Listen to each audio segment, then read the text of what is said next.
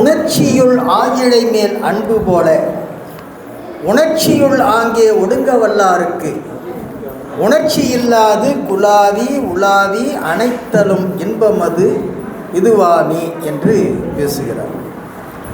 ஒரு ஓமையை சொல்லுகிறார். சிவபெருமானோடு இரண்டரை கலந்து இந்த ஆன்மா பெறுகின்ற பேரின்பத்தை இங்கே உலகியலில் கணவனும் மனைவியுமாக கலந்து அனுபவிக்கின்ற உடல் இன்பத்தை ஓமையாக சொல்லி அதை விளக்குகின்றார். இது ஒரு ஓமையாக சொல்லுகின்ற செய்தித்தான். இருந்தாலும் இது உள்ளார்ந்த அன்பு இருந்தால் ஒழிய இது நடைபெறாது. உள்ளபடியே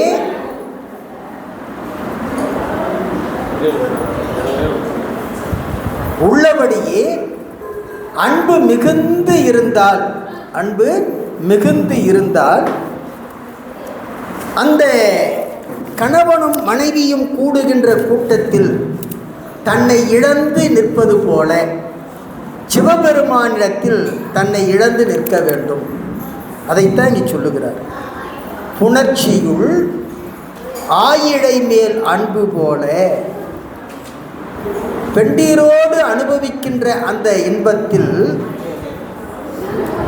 அந்த பெண்கள் மீது, அந்த பெண்கள்னு பன்மையில் சொல்லக்கூடாது, இந்த பெண்டீர்னு சொல்லியிருந்தாலும் கூட இதை நாம் எப்படி எடுத்துக்கணும்னு சொன்னால், ஒருவனுக்கு ஒருத்தி என்ற அந்த தாம்பத்திய இன்பத்தில் அந்த பெண் மீது அந்த ஆண்மகன் எப்படி அன்பு மீதூர ஆழ்ந்து நிற்பானோ, தன்னை இழந்து நிற்பானோ, அதுபோல இறைவனிடத்தில் அன்பு செலுத்தி அந்த அன்பிலே அறிவழிந்து நிற்க வேண்டும். அப்படி நிற்கின்ற நிலையில்தான் பேரின்பம் விளையும். அந்த பேரின்பமானது பெயராத இன்பமாக விழுங்கி நிற்கும் என்று பேசுகிறார். அப்போ இறைவனிடத்தில் அயரா அன்பு செலுத்தினால் அந்த பேரின்பம் வாய்க்கும் என்று சொல்லுகிறார். அதைத்தான் நம்முடைய மெய்கண்ட சிவமும் அயரா அன்பின் அரண்கடல் செலுமே என்று பேசுகிறார். அயரா அன்பின் அரண்கடல் செல்லுமே என்று பேசுகிறார். ஆக அன்புடையவர்களுக்கே சிவபெருமான் தன்னை முழுவதுமாக கொடுப்பான். இந்த உயிர்களுக்கு உலகத்தில் இருக்கக்கூடிய பொருள்கள் மட்டும் போக பொருள் அல்ல. உலகத்தை அனுபவிப்பது மட்டும் உயிர்களுக்குரியது அல்ல. சிவபெருமானையே அனுபவிக்கக்கூடியவர்கள் யாருன்னா இந்த ஆன்மாக்கள். சிவபெருமான் தன்னையே இந்த ஆன்மாக்களுக்கு கொடுக்கின்றான், தன்னையே அனுபவிக்கும்படி கொடுக்கின்றான். அப்படி சிவபெருமானை அனுபவிக்கிறதுனால என்ன சார் விளையும் அப்படின்னு சொன்னால், சிவபெருமான் எப்படிப்பட்டவன்? பேரின்ப வடிவமாக இருக்கின்றான். அவன் பேரின்ப வடிவமாக இருக்கின்றான். அப்போ பேரின்ப வடிவமாக இருக்கக்கூடிய சிவபெருமானை அனுபவிப்பது என்பது பேரின்பத்தை அனுபவிப்பதாகும் என்று சொல்லுகிறார். அதற்கு அடுத்ததாக உற்று நின்றாரோடும் அத்தகு சோதியை சித்தர்கள் என்றும் தெரிந்தறிவார் இல்லை, பத்திமையாலே பணிந்து அடியார் தொழ முத்தி கொடுத்தவர் முன்பு நின்றானே என்று பேசுகிறார். முதல் கடைசி இரண்டடியை முன்னதாக வைத்துக்கணும். பத்திமையாலே பணிந்து அடியார் தொழ முத்தி கொடுத்தவர் முன்பு நின்றானே, உற்று நின்றாரோடும் அத்தகு சோதியை சித்தர்கள் என்றும் தெரிந்தறிவாரில்லை என்று பேசுகிறார். இப்போ அடியார்களுக்கு சிவபெருமான் எப்படி அருள் கொடுக்கின்றான் என்று செய்கிறார். பத்திமையாலே பணிந்து அடியார் தொழ. பக்தி என்ற சொல்லுக்கு அன்பு என்று பொருள். பக்தி நெறி என்று சொல்லுகிறோம் இல்லையா, அது என்ன நெறி? அன்பு நெறி. அதே மாதிரி ஞான நெறி என்று சொல்லுகிறோமே, அது அறிவு நெறி. இப்போ பக்தியாலே அன்பின் வழியாக யாரெல்லாம் இறைவனை பணிந்து அடி தொழுகின்றார்களோ அவர்களுக்கு முத்தி கொடுத்தவர் என்று சொல்லுகிறார். சிவபெருமான் முத்தி கொடுக்கக்கூடியவன். அப்படி கொடுத்து உற்று நின்றாருடும் அத்தகு சோதியை சித்தர்கள் என்றும் தெரிந்தறிவாரில்லை. தன்னையே சார்ந்து நிற்கக்கூடிய அவரோடு தானும் அவரையே சார்ந்து நிற்கக்கூடிய அந்த சிவபெருமானது தன்மையை, தன்னையே சார்ந்து நிற்கக்கூடிய ஆன்மாக்களோடு இவன் என்ன சொன்னான், தானும் சார்ந்து நிற்கின்றான். அதுதான் அத்வித தன்மை.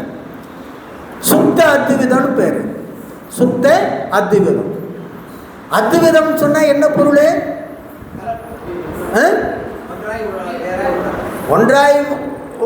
ஒன்றாய் வேறாய் உடனாய்ங்கிறது தான் அத்விதம். இங்க சுத்த அத்விதங்கிறது என்ன அப்படின்னு சொன்னா, இரண்டு பொருள் உண்டு. என்ன பொருள்? இரண்டு, ஆனால் தன்மையால் ஒன்று. தன்மையால் ஒன்று. இறைவன் வேறு, உயிர்கள் வேறு. இறைவனோடு இரண்டரை கலந்த பிறகு, இறைவனோடு இரண்டரை கலந்த பிறகு இந்த இறைவனுடைய தன்மையை உயிர்கள் பெற்று விடுகின்றன. இது தாதான்மியங்கிறது இறைவன் சக்தியோடு கலந்திருக்கக்கூடிய நிலை தாதான்மியம். இறைவன் உயிர்களோடு கலந்திருக்கக்கூடிய நிலை எது? அத்விதம். ரெண்டுத்துக்கு இறைவன் உயிர்களோடு கலந்திருக்கின்ற நிலை அத்விதம். இறைவன் இறைவியோடு கலந்திருக்கின்ற நிலை எது? தாதான்மியம். சரி, இப்போ அந்த நிலையில சிவபெருமான் என்ன செய்கிறான்னு சொன்னா, உயிர்களோடு சுத்த அத்விதமாக கலந்து நிற்கின்றான். அப்படி கலந்து நிற்கின்ற நிலையைத்தான் இந்த சித்தர்கள் ஒருபோதும் அறிந்து தெரிந்து கொள்வதில்லை என்று திருமூலர் பேசுகிறார். சித்தர்கள் என்றும் தெரிந்து அறிவாரில்லை. ஏன் இப்படி சொல்லுகிறான்னு சொன்னால், தங்களுக்கு கைவரப்பட்ட சித்துகளையே பெரிதாக எண்ணிக்கொண்டு இறைவனை விட்டு விடுகிறார்கள். அதனால் இறைவனோடு இரண்டரை கலந்து நிற்பதை அவர்கள் விட்டு விடுகிறார்கள் என்று சொல்லுகிறார். அதற்கு அடுத்ததாக, கண்டேன் கமழ்தரு கொன்றையினான் அடி, கண்டேன் கரிமுறியான் தன் கடலினை, கண்டேன் கமலமலர் உறைவான் அடி, கண்டேன் கழலது என் அன்பினுள் யானே என்று பேசுகிறார். அதாவது கண்டேன் கமழ் தரு கொன்றையினான் அடி. இங்கே கண்டேன் என்ற சொல்லுக்கு என்ன பொருள்னு சொன்னால், அனுபவித்தேன் என்று பொருள். அவனுடைய திருவடியை அனுபவித்தேன் என்று சொல்லுகிறார். நம்முடைய அப்பர் பெருமான் சொல்லுவார்ல, கண்டேன் அவர் திருப்பாதம் கண்டறியாதன கண்டேன். எது? திரு ஐயாற்றில். அந்த மாதிரி கண்டேன் கமழ்தரு கொன்றையினான் அடி. கொன்றை மாலை ஆகிய திரு அடையாள மாலையால் கண்டேன் கரி உரியான் தன் கடலினை, யானையை உரித்து போர்த்திய அந்த சிவபெருமானுடைய திருவடியினை கண்டேன் கமல மலர் உறைவான் அடி. இங்கே கமல மலர்னு சொன்னால் தாமரை மலர்னு அர்த்தம். தாமரை மலரில் வீற்றிருப்பவன் யார்? பிரம்மான்னு நினைப்போம். ஆனால் இங்கே என்ன சொல்கிறாருன்னு சொன்னால், அடியார்களுடைய உள்ளமாகிய தாமரையில் வீற்றிருப்பவன், அடியார்களுடைய உள்ளத்தாமரையில் வீற்றிருக்கக்கூடிய அந்த சிவபெருமானுடைய திருவடிகளை கண்டேன் கழலது என் அன்பினுள் யானே. என்னுடைய அவனை எனது அன்பிடத்திலே எல்லாம் இருக்கின்ற காரணத்தினால் அவனுடைய திருவடி எல்லாமே அவனுடைய திருவடியை தான் சொல்கிறார். கொன்றையினான் அடி, கரிவுரி தன் கடல் இணை, கமல மலர் உறைவான் அடி, கண்டேன் கழலது, எல்லாமே திருவடி, எல்லாமே திருவடி. ஏன் இந்த திருவடியை வைத்து பேசுகிறான்னு சொன்னால், நாம் சென்று சேருகின்ற இடம் எது தெரியுமா? திருவடி. இந்த ஆன்மாக்களுக்கு வீடு எதுன்னு சொன்னால் திருவடி. ஆன்மாக்களுக்கு வீடு எது? திருவடி. அந்த திருவடியைத்தான் இந்த ஆன்மாக்கள் நாட வேண்டுமே தவிர வேறு எதையும் நாடிடக்கூடாது. இப்போ இந்திரன் திருமுடியில் இருக்கிறான். எங்கே இருக்கிறான்? திருமுடியில் இருக்கிறான். அவன் திருவடி பேற்றை அனுபவிக்கிறான்னு இல்லை, நல்லா புரிஞ்சுக்கணும். ஆனால் எங்கே இருக்கிறான்? திருமுடியில் இருக்கிறான். பெருமான் மேலே இருக்கிறான், சந்தோஷமாக இருக்கிறான். ஆனால் திருவடி இன்பத்தை அவன் அனுபவிக்கலை. திருவடி இன்பத்தை அனுபவிக்கலை. அப்போ இந்த உயிர்கள் சென்று சேர வேண்டிய இடம் எதுன்னு சொன்னால் பெருமானுடைய திருவடி. பெருமானுடைய திருவடி. அப்படி அந்த திருவடி எங்கே இருக்கிறதுன்னு சொன்னால் என்னுடைய அன்பினிலே இருக்கிறது. என்னுடைய அன்பினிலே இருக்கிறது. நான் வேற எங்கேயும் வெளியே போயெல்லாம் அவனுடைய திருவடியை தேடிக்கொண்டில்லை. என்னுடைய உள்ளத்திலே என்னுடைய அன்பிலே அந்த திருவடி இருக்கின்றது என்று சொல்லுகிறார். எது? திருவடியில் போய் அந்த அந்த இடத்துல என்னன்னு சொன்னால் தஞ்சம் புகுவது என்பது வேறு, சரணடைவது என்பது வேறு, சரணாகதி என்பது வேறு. தஞ்சம் சரணாகதி ரெண்டுத்துக்கு வேறுபாடுன்னு சொன்னால் ஆபத்திலிருந்து காப்பாற்று என்று சொல்லுவது தஞ்சம் அடைகிறது. எனக்கு வேறு எதுவுமே வேண்டாம் நீ தான் அப்படிங்கிறது நிலை இருக்குது பார்த்தியா, அதுதான் இது பரிபூரண சரணாகதி.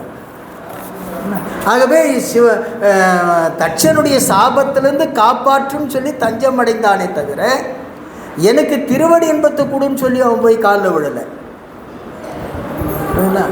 அதே மாதிரி இன்னொன்று நல்லா புரிஞ்சுக்கணும். சிவபெருமானுடைய தூக்கிய திருவடி தான் எது? வீடு பேரு. சிவபெருமானுடைய தூக்கிய திருவடி வீடு பேரு. அவனுடைய திருவடிகளில் வேறுபடுத்தி பார்க்கக்கூடாது. இருந்தாலும் கொஞ்சம் நுணுக்கமாக புரிந்து கொள்வதற்காக நாம் சிந்திக்கின்ற போது தூக்கிய திருவடி வீடு பேரு. அதனால தான் நம்முடைய அப்பர் பெருமான் இப்போ முன்ன பேசினது போல இனித்தமுடைய எடுத்த பொற்பாதமும் என்று சொல்லுகிறார். அதுதான் எது? திருவடி இன்பம். வீடு பேருங்கிறது அதுதான். ஊன்றிய திருவடின்னு சொன்னால் இந்த உலகியல். இன்னமும் சொல்லப்போனால் இன்னொரு வகையில் நம்ம புரிஞ்சுக்கணும்னு சொன்னால் தூக்கிய திருவடி அருள் சக்தி, ஊன்றிய திருவடி திரோதான சக்தி. தூக்கிய திருவடி அருள் சக்தி, ஊன்றிய திருவடி திரோதான சக்தி. திருவடி ஊன்றி இல்லைன்னு சொன்னால் உலகம் இல்லை, திரோதான சக்தி இல்லைன்னா வாழ்க்கை இல்லை. இந்த வேறுபாடை நாம் நுணுக்கமாக புரிந்து கொள்ள வேண்டும். அதற்கு அடுத்ததாக நம்பனை நானாவித பொருளாகும் என்று உம்பரில் வானவர் ஓதும் தலைவனை இன்பனை இன்பத்து இடை நின்று அதிர்க்கும் அன்பனை யாரும் அறியகிலாரே என்று சொல்லுகிறார். இன்பனை இன்பத்திடை நின்று ரதிக்கும். இரதிக்கும் ரைட்டுங்களா? ஆமாம். இரதிக்கும் அப்படின்னா ரதிக்கும் என்று சொல்லி அந்த இகரம் சேர்ந்து வந்திருக்கும். நின்று ரதிக்கும். ரதிக்கும்னா எழுகின்றன்னு அர்த்தம். எழுகின்ற, எழுகின்ற, எழுதல்.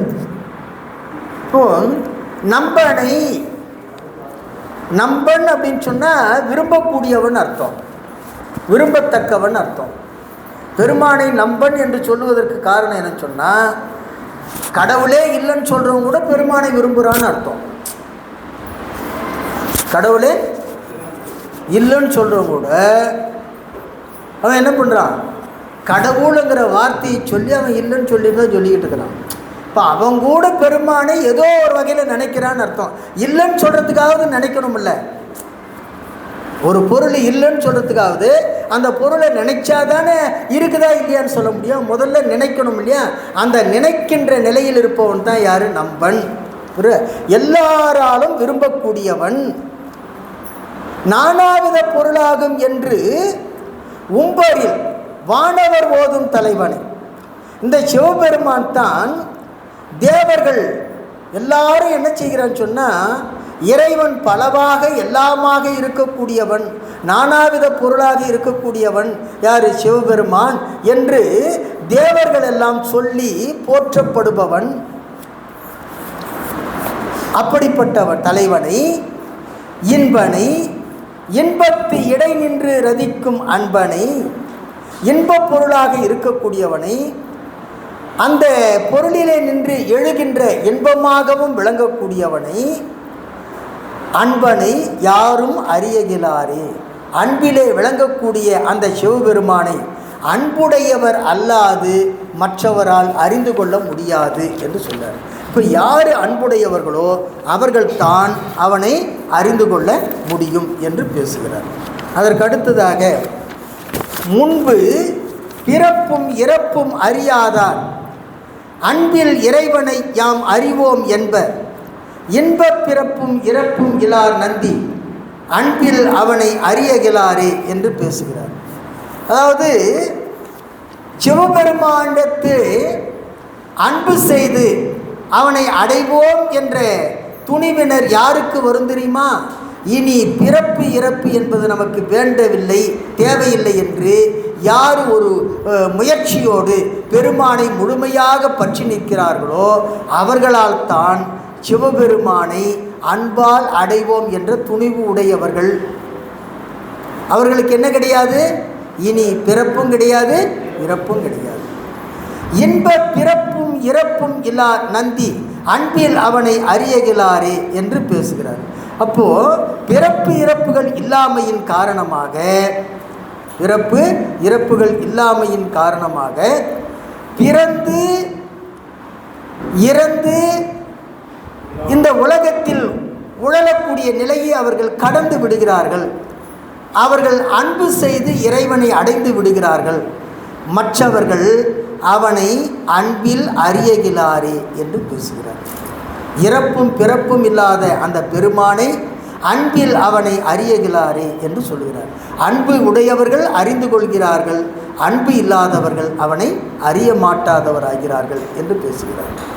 அதற்கடுத்ததாக, ஈசன் அறியும் ராப்பகலும் தன்னை பாசத்துள் வைத்து பரிவு செய்வார்களை தேசுற்று அறிந்து செயலற்று இருந்திட ஈசன் வந்து எம்மிடை ஈட்டி நின்றானே என்று பேசுகிறார். இதில் தேசுற்று அறிந்து, தேசுற்று அறிந்து, தேசுற்று அறிந்து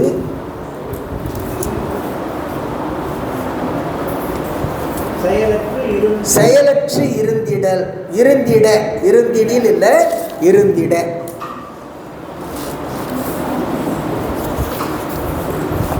தேசுற்று அறிந்து செயலற்று இருந்திட, செயலற்று இருந்திட ஈசன் வந்து எம்மிடை ஈட்டி நின்றானே என்று பேசுகிறார். ஈசன் வந்து எம்மிடை ஈட்டி நின்றானே என்று பேசுகிறார். இப்போ ராப்பகலும் தன்னை பாசத்தில் வைத்து பரிவு செய்வார்களை ஈசன் அறியும் என்று சொல்லுகிறார். இரவும் பகலும் இடைவிடாது தன்னையே நினைந்து நினைந்து நினைந்து அன்பு செய்பவர்களை சிவபெருமான் நன்கு அறிவான். சிவபெருமான் நன்கு அறிவான். அதுக்கடுத்து சொல்லுகிறார், தேசுற்று அறிந்து செயலற்று இருந்திட ஈசன் வந்து எம்மிடை ஈட்டி நின்றானே. சிவபெருமான் ஞானத்தை பெற்று அன்பினால் வசமிழந்து நின்ற காரணத்தினால் அவன் எங்களிடையே வந்து எங்களை தன்னோடு அணைத்து கொண்டான் என்று சொல்லுகிறார். தேசுற்று அறிந்து, தேசுற்று அறிந்து என்று சொல்லுகிறார். தேசுன்னா ஒளின்னு அர்த்தம். ஒளி, ஒளி, ஒளிமயமாக இருந்து அந்த சிவபெருமான் எங்களை அறிந்து செயலற்று இருந்திட, செயலற்று இருந்திட அன்பின் காரணமாக தன் வசம் இழந்து நின்ற காரணத்தினால் ஈசன் வந்து அவன் எங்களிடையே வந்து ஈட்டி நின்றானே. ஈட்டுதல்னா சேர்தல்னு அர்த்தம். எங்களை சேர்த்து கொண்டு நின்றான், அணைத்து கொண்டு நின்றான் என்று பேசுகிறான். அப்போது இரவும் பகலும் இடைவிடாது சிவபெருமானையே அன்பு செய்யக்கூடியவர்களுக்கு அந்த அன்பர்களை சிவபெருமான் அறிந்து கொள்வான், நன்கு அறிவான். அப்படி நன்கு அறிகின்ற காரணத்தினால் ஞானமயமாக இருக்கக்கூடிய அந்த பெருமானை அறிந்து தன் வசமிழந்து நிற்கக்கூடிய அந்த ஆன்மாக்களை சிவபெருமான் தன்னோடு அணைத்து கொள்வான், தன்னோடு அணைத்து கொண்டு நிற்கின்றான் என்று பேசுகிறார். நிறைவாக விட்டு பிடிப்பதன் மேதகு சோதியை தொட்டு தொடர்வன் தொலையா பெருமையை எட்டும் என் ஆருயிராய் நின்ற ஈசனை மட்டு கலப்பது மஞ்சனமாமி என்று சொல்கிறார். மட்டு கலப்பது மஞ்சனமாமி. மட்டு என்றால் தேனுன்னு அர்த்தம். தேன் தேன். இப்போ விட்டு பிடிப்பதன் மேதகு சோதியை, அதாவது மேலான ஒளிப்பொருள், சோதினா ஒளி, மேலான ஒளி வடிவாக இருக்கக்கூடிய அந்த பரம்பொருளை இடைவிட்டு, அதாவது நமக்கு நேரம் கிடைக்கும் போது பெருமானை நினைக்கிறோம், அப்படி தானே? அது மாதிரி அதில் ஒரு பயனும் இல்லைன்னு சொல்கிறார். மேலான பரம்பொருளை இடைவிட்டு நினைப்பதால் என்ன பயன் என்று சொல்லுகிறார். நமக்கு வேணுங்கிற போது பெருமானை நினைக்கிறோம். எப்போ சார் பெருமானை நினைப்போம்? கஷ்டம் வந்தால் தான் நினைப்போம், மற்ற நேரத்தில் நினைக்கிறதில்ல. அது மாதிரி கஷ்டம் வரும்போது மட்டும் கடவுளை நினைப்பதனால ஒரு பயனும் இல்லைன்றார் யார்? திருமூலர். விட்டு பிடிப்பதன் மேதகு சோதியை தொட்டு தொடர்வன் தொலையா பெருமையை, அதாவது தன்னை அடைய முயல்கின்ற எனக்கு ஆருயிர் போன்ற சிவபெருமானை எப்படி இன்னும் தொடர்ந்து நின்று தொடர்ந்து அவனை இடைவிடாது தொடர்ந்து கொண்டே இருக்க வேண்டும். அது எப்படி, ஏன் அப்படி தொடரும்னு சொன்னால், மட்டு கலப்பது மஞ்சனமாமி, தேன் போல இனியவனாக இருக்கக்கூடிய அவனை அறிந்து இடைவிடாது நினைக்கின்றோமே, அதுதான் திருமஞ்சனம் என்று சொல்றார். திருமஞ்சனம்னா என்ன? இல்லை, திருமஞ்சனம்னா பொதுவாக என்ன பொருள்? அபிஷேகம் பண்ணுறதுன்னு அர்த்தம். திருமஞ்சனங்கிறது என்னது? அபிஷேகம். சிவபெருமான் மீது நாம் பாலையும் தேனையும் கொண்டு போய் அபிஷேகம் செய்வது தான் அபிஷேகம் அல்ல. திருமூலர் சொல்கிறாரு, உள்ளபடியே அபிஷேகம் என்ன தெரியுமா? அவனை இடைவிடாது நினைப்பதே அபிஷேகம் இல்லையா? தாயுமானவர் சொல்கிறார் இல்லையா, நினைவே சுகந்தம் அன்பே மஞ்சன நீர் பூசை கொள்ள வாராய் பராபரமி என்று பேசுகிறார்ல. அப்போது இடைவிடாது அந்த அன்பாளை நினைப்பது தான் திருமுழுக்கு மஞ்சனம், திருமஞ்சனம் என்று சொல்லுகிறார். அப்போது பெருமானை வெளியிலே வைத்து நாம் அபிஷேக ஆராதனை செய்வதை காட்டிலும் மேலானது எதுன்னு சொன்னால் அவனை இடைவிடாது நினைப்பது தான். அதுதான் சிறந்த மஞ்சனம். அந்த பெருமையை நான் பற்றிய பிறகு அவனை விடுவது என்பது இல்லவே இல்லை என்று யார் சொல்கிறாரு? திருமூலர் சொல்லுகிறார். ஆகவே சிவபெருமானை அப்பப்போ நினைக்காம என்ன செய்யுங்க? இடைவிடாது எப்பொழுதும் நினையுங்கள் என்று பேசுகிறார். இடைவிடாது எப்பொழுதும் நினையுங்கள் என்று பேசுகிறார். ஆகவே அன்புடைமை அதிகாரத்தை தொடர்ந்து அன்பு செய்பவரை சிவபெருமான் அறிகின்றான் என்ற செய்தியை அந்த செய்தியில் வைத்து பேசுகின்றார். அதற்கு அடுத்ததாக என்ன அதிகாரம்? கல்வி.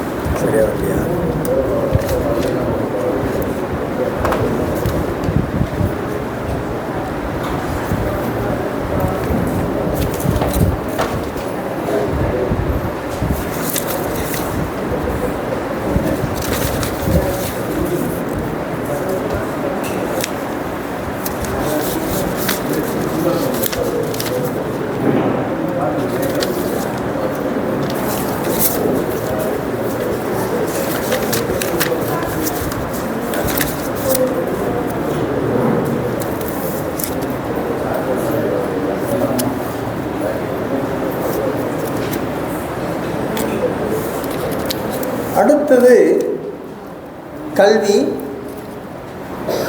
கல்வி என்பது நாம் உலகியல் கல்வியாக நாம் பேசிக்கொண்டிருக்கிறோம். கல்வி என்ற சொல்லுக்கு தோண்டுதல், கல்லுதல் என்ற சொல்லிலிருந்து வந்தது தான் கல்வி. கல்லுதல் அப்படின்னு சொன்னால் தோண்டுதல்னு அர்த்தம். அப்போ தோண்ட தோண்ட தோண்ட நீர் சுரப்பது போல ஆழ்ந்து சிந்திக்க சிந்திக்க சிந்திக்க என்ன ஆகும்னு சொன்னால் நுணுக்கமான அறிவு பெருகும் என்று சொல்ல. அதைத்தான் வள்ளுவர் பெருந்தகை தொட்டனை தூறும் மணற்கேணி மாந்தர்க்கு கற்றனை தூறும் அறிவு என்று பேசுகிறார். இப்போது கல்லுதல் என்ற வேர்ச்சொல்லிலிருந்து வந்தது தான் எது? கல்வி என்ற அதிகாரம். அந்த வகையில் இப்போது குறிப்பு அறிந்தேன், குறிப்பு அறிந்தேன், உடல் உயிர் அது கூடி செறிப்பு அறிந்தேன், மிகு தேவர் பிரானை மறிப்பு அறியாது வந்து என் உள்ளம் புகுந்தான், கரிப்பு அறியா மிகு கல்வி கற்றேனே என்று பேசுகிறார். அதாவது உடலோடு உயிர் கூடி இருக்கின்ற அந்த நிலையில் தேவர்களுடைய தலைவனாக இருக்கக்கூடிய அந்த பெருமான் என்னுடைய உள்ளம் புகுந்த நிலையில் கரிப்பு அறியா கல்வி கற்றேனே. கரிப்புன்னா உப்பு கரிக்குதுன்னு சொல்லணும் இல்லையா, அந்த நிலை, அதாவது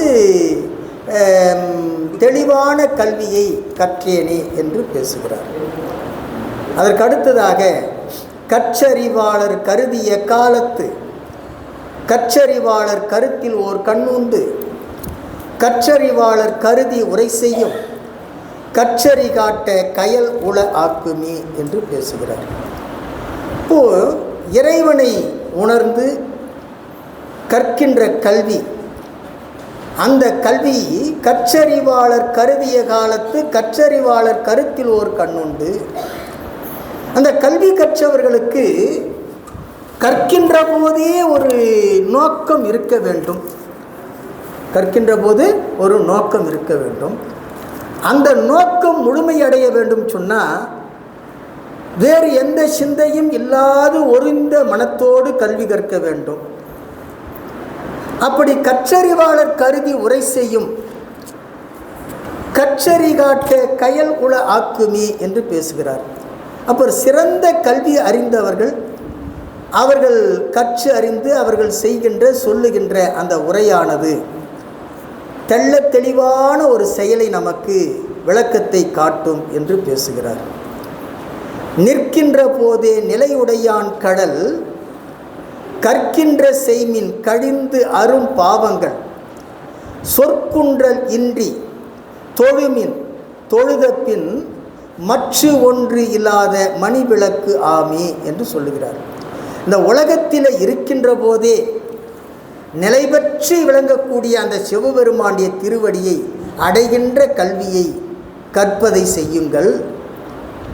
அப்படி செய்தால் கழிந்து அரும் பாவங்கள், நம்முடைய பாவங்களெல்லாம் நீங்கி போகும். சொற்குன்றல் இன்றி தொழுமின் தொழுத பின் சொல்கிற நம்ம வாழ்த்துறதுக்கு வார்த்தையே இல்லைன்னு சொல்கிறோம் இல்லையா, அப்படியெல்லாம் சொல்லாமல் சிவபெருமானை தொழுவதற்காக என்னென்ன புகழுரைகள் இருக்கின்றனவோ அவனுடைய பெருமைகளை எல்லாம் சொல்லி சொல்லி அப்படி தொழுதால் தொழுத பின் மற்ற ஒன்று இல்லாத மணிவிளக்காமி. மணிவிளக்குன்னு சொன்னால் சோதி மயமான விளக்கு, அணையா விளக்காக உள்ளத்திலே அந்த தெளிவு இருக்கும் என்று சொல்லுகிறார். கல்வி உடையார் கழிந்து ஓடி போகின்றார், பள்ளி உடையார் பரம்பறிந்து உண்கின்றார். பாம்பறிந்துன்னு இருக்கு இல்லையா, அது தப்பு. பரம்பறிந்து உண்கின்றார், பரம்பறிந்து உண்கின்றார்.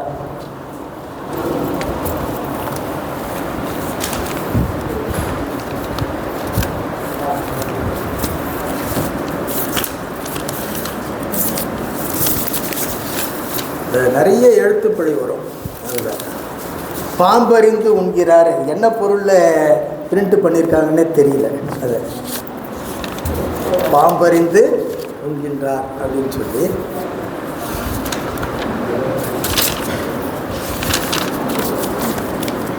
பரம் பரிந்து உண்கின்றார். எல்லியும் காலையும் ஏத்தும் இறைவனை வள்ளியுள் வாதித்த காயமும் ஆமே என்று சொல்லுகிறார். அதாவது கல்வி உடையார் கழிந்து ஓடி போகின்றார், பரிந்து உண்கின்றார் என்று சொல்லுகிறார். பரிந்து அப்படின்னு சொன்னால் பரத்தில் இருக்கக்கூடிய சிவபெருமானை அன்போடு நினைந்து அவனை பெறுகின்றார்கள் என்று சொல்லுகிறார். எல்லியும் காலையும், எல்லின்னா பகல் இரவு. இங்கே எல் என்ற சொல்லுக்கு சூரியன் என்று ஒரு பொருள், இன்னொரு பொருள் இரவு என்ற பொருளும் உண்டு. இங்கே காலை அப்படின்னு சொல்கிறதுனால இரவும் பகலும் ஏத்தும் இறைவனை வள்ளியுள் பாதித்த காயமும் ஆமி என்று சொல்கிறார். அதாவது இறைவனை இடைவிடாது ஏற்றக்கூடியவர்களுக்கு இந்த உடம்பு என்னவாகும் சொன்னால், அதாவது பதிகரணமாக மாறும் என்று சொல்லுகிறார். அதற்கடுத்து துணை அதுவாய் வரும் தூய நல் சோதி, துணை அதுவாய் வரும் தூய நல் சொல்லாம், துணை அதுவாய் வரும் தூய நல் கந்தம், துணை அதுவாய் வரும் தூய நல் கல்வியே. இந்த ஆன்மாக்களுக்கு துணையாக வரக்கூடியது எது என்று சொல்லி ஒரு பட்டியலிடுகின்றார் திருமூலர். மிகுந்த ஒளிப்பொருளாக இருக்கக்கூடிய அந்த பெருமான் ஒளிவடிவாக இருந்து இந்த உயிர்களுக்கு துணையாக வருவான்.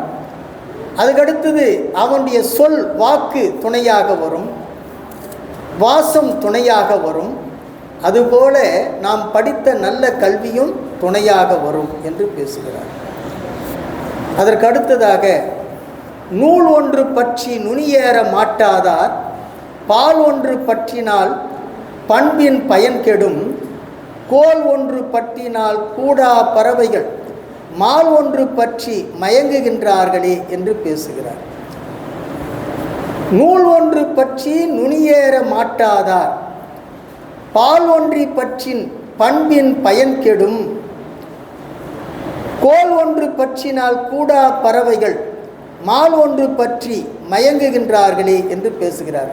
அதாவது இதை உலகியல் கல்வியை கொண்டு எல்லாவற்றையும் அடைந்து விடலாம் என்று எண்ணிக்கொண்டிருப்பவர்கள் இந்த நூல் ஏணியை பற்றி கொண்டு நுனியேற மாட்டாதார் என்று சொல்லி, பால் ஒன்று பற்றினால் பண்பின் பயன் கெடும், அந்த பாங்கின் காரணமாக உண்மையான நிலையை அடைந்து அதனுடைய பயனை பெறாத நிலைக்கு வந்து விடுவார்கள்.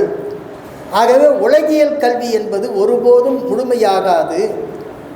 அதற்கடுத்து ஒரு ஓமையை சொல்லுகிறார்.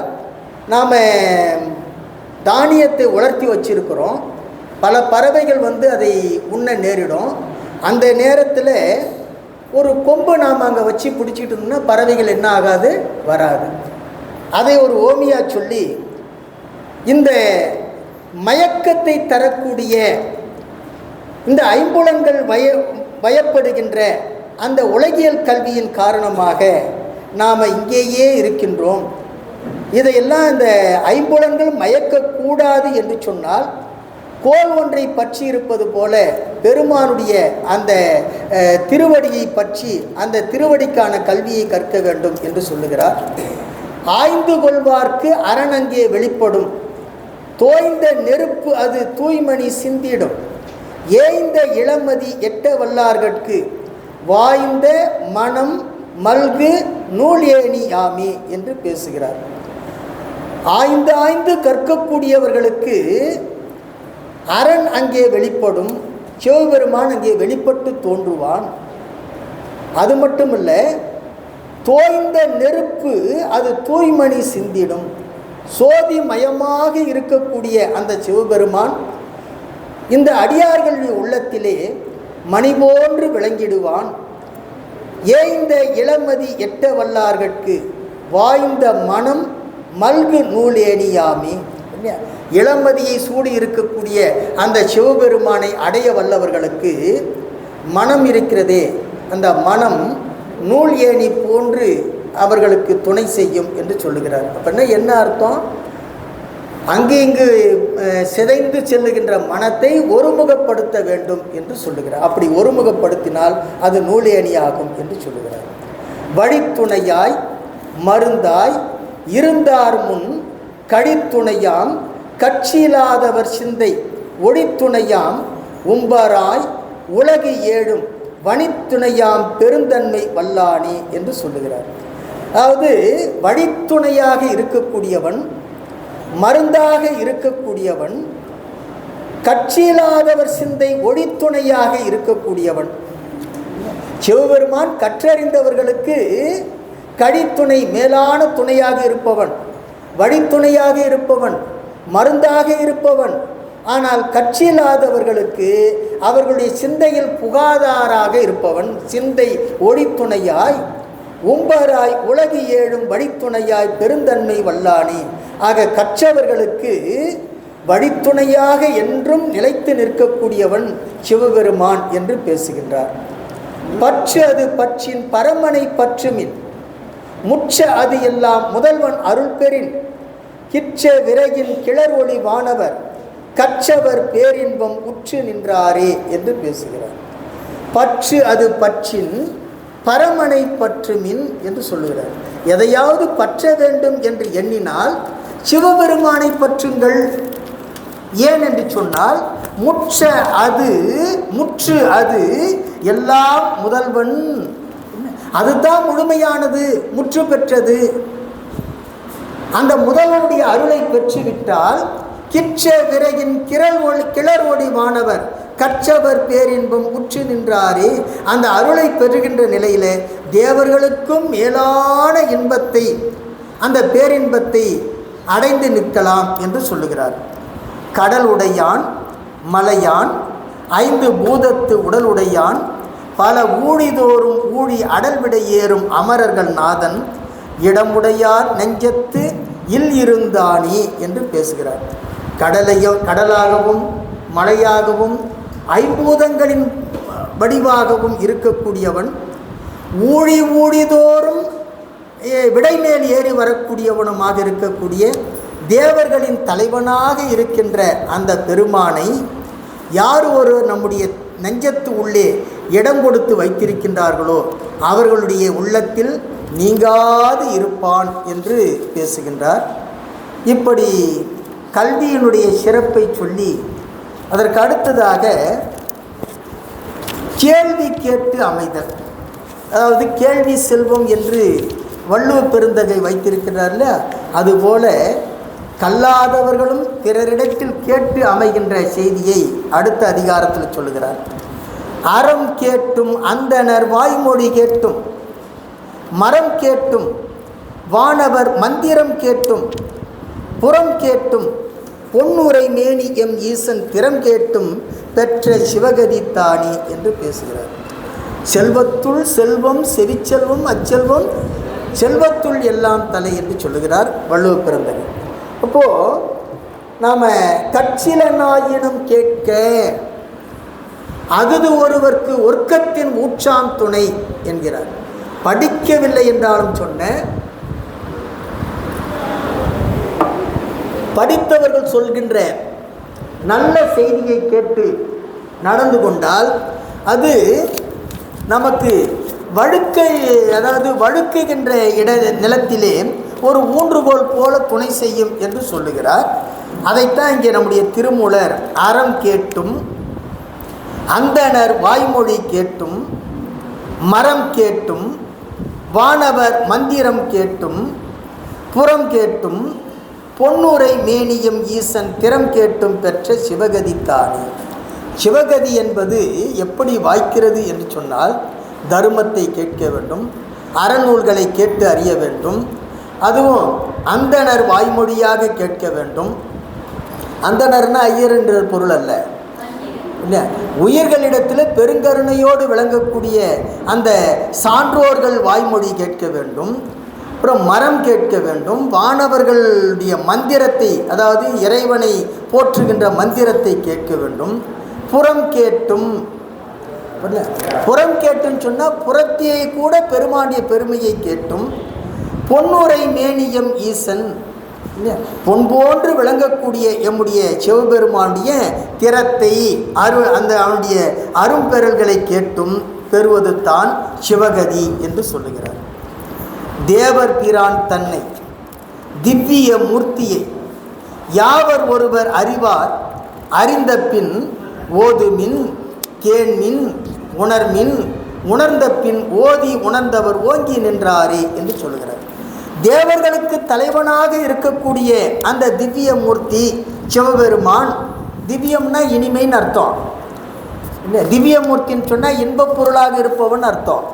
அந்த இன்பப் பொருளாக இருக்கக்கூடிய அந்த பெருமானை யாவர் ஒருவர் அறிவார், யார் அறிந்து கொள்கிறார்களோ அப்படி அறிந்த பிறகு ஓதுமின் கேண்மின் உணர்மின், அந்த பெருமானை பற்றியே ஓதுங்கள், அவனுடைய பெருமைகளையே கேளுங்கள், கேட்டு உணருங்கள், உணர்ந்த பிறகு ஓதி உணர்ந்தவர் ஓங்கி நின்றாரே. அப்படி அந்த பெருமானை யாரெல்லாம் ஓதி உணர்ந்தார்களோ அவர்கள் அவனுடைய திருவடி இன்பத்தை நோக்கி ஓங்கி உயர்ந்தவர்களாக இருப்பார்கள் என்று சொல்லுகிறார். அதற்கு அடுத்ததாக மயன் பணி கேட்பது மாநந்தி வேண்டின், அயன் பணி கேட்பது அரண்பணியாலே, சிவன் பணி கேட்பவர் தேவரும் ஆவர், பயன் பணி கேட்பது பற்று அது ஆமே என்று சொல்லுகிறார். மயன் பணி கேட்பது மா நந்தி வேண்டின், அயன் பணி கேட்பது அரண்பணியாலே. மயன் யாரு? அயன் யாரு? பிரம்மா. இவர்கள் எல்லாருமே யாருடைய ஆணைப்படி நடக்கிறார்கள் சொன்னால் சிவபெருமானுடைய ஆணைப்படி நடக்கிறார்கள். அப்படி யாரெல்லாம் சிவபெருமானுடைய ஆணைப்படி கேட்டு நடக்கிறார்களோ அவர்களெல்லாம் தேவர் ஆகின்றார்கள். சிவன் பணி கேட்பவர் தேவரும் ஆவர், தேவர் ஆகின்றார்கள். ஆகவே நாம் என்ன கேட்க வேண்டும் என்று சொன்னால் அவனுடைய திருவடி பற்று ஒன்றையே நாம் பயனாக கருதி கேட்க வேண்டும். திருவடி பற்று ஒன்றை தவிர வேறு எதையும் நாம் பயனாக கேட்கக்கூடாது. பயன்பதி கேட்பது பற்று அது ஆமே என்று பேசுகிறார். அதற்கடுத்து பெருமான் இவன் என்று பேசி இருக்கும் திருமானுடர் பின்னை தேவரும் ஆவர், வருமாதவர்க்கு மகிழ்ந்து அருள் செய்யும் அருமாதவத்து எங்கள் ஆதிபிராணி. பெருமான் பெருமான் என்று இவனையே பேசி நிற்கக்கூடிய இந்த மானிடர்கள் அந்த பக்தி முதிர்ச்சியினால தேவரும் ஆவார்கள், பின்னை தேவரும் ஆவார்கள். யாரு? பெருமானையே போற்றி பெருமானையே பேசிக்கொண்டிருப்பவர்கள் இந்த உலகத்தில் மானிட பிறவியில் நீங்கி தேவ பிறவியை பெறுவார்கள், தேவரும் ஆவர். வரும் மாதவர்க்கு மகிழ்ந்து அருள் செய்யும் அருமாதவத்து எங்கள் ஆதிபிராணி. மாதவம் செய்தவர்களுக்கெல்லாம் அருள் செய்யக்கூடியவன் யார் என்று சொன்னால் அரிய மாதவத்தின் விளைவாக இருக்கக்கூடிய எங்கள் ஆதி பிரானாகிய சிவபெருமான் தான் அந்த தவத்திற்கு மகிழ்ந்து அருள் புரியவன் என்று சொல்லுகிறார். அதற்கு அடுத்ததாக ஈசன் அருளும் இறப்பும் பிறப்பையும் பேசி இருந்து பிதற்றி மகிழ்வு எய்தின் நேசமும் ஆகும் நிகழ் ஒளியாய் நின்று வாச மலர்கந்தம் மண்ணி நின்றானே என்று சொல்லுகிறார். பெருமானுடைய அருளை இறப்பும் பிறப்பையும் பேசி இருந்து, இங்கே இறப்பு பிறப்பு அப்படின்னு சொன்னால் நாம் இரவும் பகலும் இடைவிடாது அவனையே பேசியிருந்து பிதற்றி மகிழ்வு எய்தின், அல்லும் பகலும் அவனையே பேசி மகிழ்வுற்று இருந்தால் நேசமாகும். அதுதான் அன்பு. நேசம்னா அன்பு, அதுதான் அன்பின் மிகுதியாகும். அதனால் நிகழ் ஒளியாய் நின்று அந்த அன்பின் காரணமாக சிவபெருமான் உள்ளத்திலே ஒளிமயமாக தோன்றி இருந்து வாசமலர் கந்தம் மண்ணி நின்றானே. தன்னுடைய அருளால் அந்த ஆன்மாவை மனம் கமழ செய்கின்றான். அந்த ஆன்மாவில் மன்னி நிலைத்து நிற்கின்றான் என்று பேசுகின்றார். விருப்பமும் கேள்வியும் விழுப்பமும் கேள்வியும் மெய் நின்ற ஞானத்து ஒழுக்கமும் சிந்தை உணர்கின்ற போது வழுக்கி விழாவிடில் வானவர் கோணும் இழுக்கு இன்றி எண்ணிலி காலம் அது ஆமே என்று சொல்கிறார். விழுப்பம் அப்படின்னா மேன்மைன்னு அர்த்தம். மேன்மையும் கேள்வியும், மெய்ஞானத்தை பற்றிய கேள்வியும் மேன்மையுற்று நிற்கின்ற நிலையும் ஒழுக்கமுடைய சிந்தனையும் அதை உணர்ந்து உணர்கின்ற போது வழுக்கி விழாவிடில். இப்போ தேவர்களெல்லாம் என்ன செய்கிறான்னு சொன்னால், இந்த கேள்வி ஞானத்திலையும் இறை வழிபாட்டிலையும் உரைப்போடு இருந்ததான் தான் எங்கே போயிருக்கிறாங்க, தேவ உலகத்துக்கு போயிருக்காங்க. முதல் பாட்டிலே சொல்கிறாரு, பெருமான் இவனென்று பேசியிருக்கும் திருமானிடர் பின்னை தேவரும் ஆவர்னு சொல்லிட்டாரு. பெருமானை புகழ்ந்து புகழ்ந்து பேசி கொண்டிருப்பவர்கள் தேவர் நிலைக்கு உயர்ந்து போகலாம் என்று சொல்லுகிறார். அப்படி உயர்ந்து போன பிறகும் கூட வழுக்கி விழுந்து விடக்கூடாது. என்ன ஆகிடக்கூடாது? வழுக்கி விழுந்துடக்கூடாது. என்ன இப்போ முந்தின பல பிறவிகளில் செய்த நற்பயன் காரணமாக இந்த பிறவியில் உயர்ந்த நிலையில் இருக்கிறாங்க. ஆனால் அந்த உயர்ந்த நிலைக்கு வந்த பிறகு என்ன ஆகிடுது? வழுக்கி விழுந்துடுறாங்க. அதனால்தான் பல சாமியாரெல்லாம் இங்கே போயிருக்கிறான். சரி, அவ்வளவு சாதாரணமாக அருள் கிடைச்சிடாது. இதுக்கு முந்தின எத்தனையோ பிறவிகளில் கிடைத்த புண்ணியத்தினுடைய பயனாக இந்த பிறவியில் அந்த உயர்ந்த நிலை கிடைச்சிருக்கு. அந்த நிலை வந்த பிறகு அங்கிருந்து மேலே போகணுமே தவிர என்ன பண்ணக்கூடாது? வழுக்கி விழுந்து விடக்கூடாது. அப்படி வழுக்கி விழுந்தால் என்ன ஆகும் சொன்னால், சாமியார் மாமியார் வீட்டுக்கு தான் போகணும்.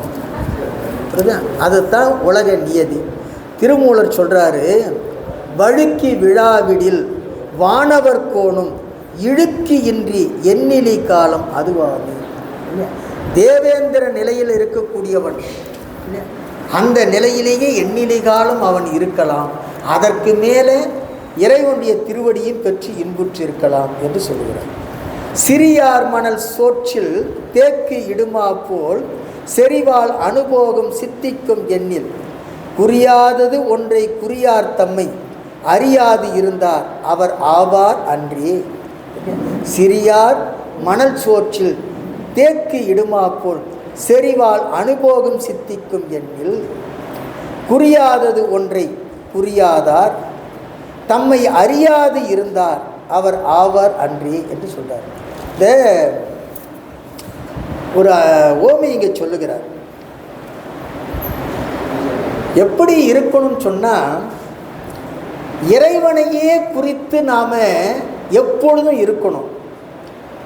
அது இல்லாதவர்களுக்கு ஒருபோதும் என்ன ஆகாதுன்னு சொன்னால் அனுபோகம் சித்திக்காது. என்ன, இறைவனுடைய அருட்பேறு கண்டிப்பாக சித்திக்காது. அப்படிப்பட்டவர்களுக்கு ஒரு ஓமை சொல்கிறாரு. சின்ன பிள்ளைங்க மண்ணில் சோறாக்கி வச்சுருக்காங்க இல்லை, அது குழந்தைங்க விளையாடுறதில்ல. அதில் சிதைக்கிற மாதிரி ஒரு தேக்கி இடுவது போல நிலை உள்ளவர்கள் அவர்கள் ஒருபோதும் இறைவனை அறியாது இருந்தார் என்று சொல்கிறார். அப்போது குறியாதது ஒன்றை குறியாதார் தம்மை, குறியாதது ஒன்றை குறியாதார் தம்மை, இறைவன் தான் அவனுக்கு என்ன குறி ஒன்று இல்லாதவன் அர்த்தம். குறி ஒன்று இல்லாதவன் சொன்னால் அவனுக்கு எந்த வடிவமும் இல்லை, எந்த உருவமும் இல்லை. ஓர் உருவம் ஒரு நாமம் இல்லார்க்கு 1000 திருநாமம் பாடி தெல்லேனும் கொட்டாமோ என்று பேசுகிறார். அப்படிப்பட்ட அந்த இறைவனை குறியாதார், ஒருபோதும் நினையாது இருக்கக்கூடியவர்களுக்கு பெருமான் எப்பொழுதும் அறியாதவராகவே இருப்பான் என்று பேசுகிறார்.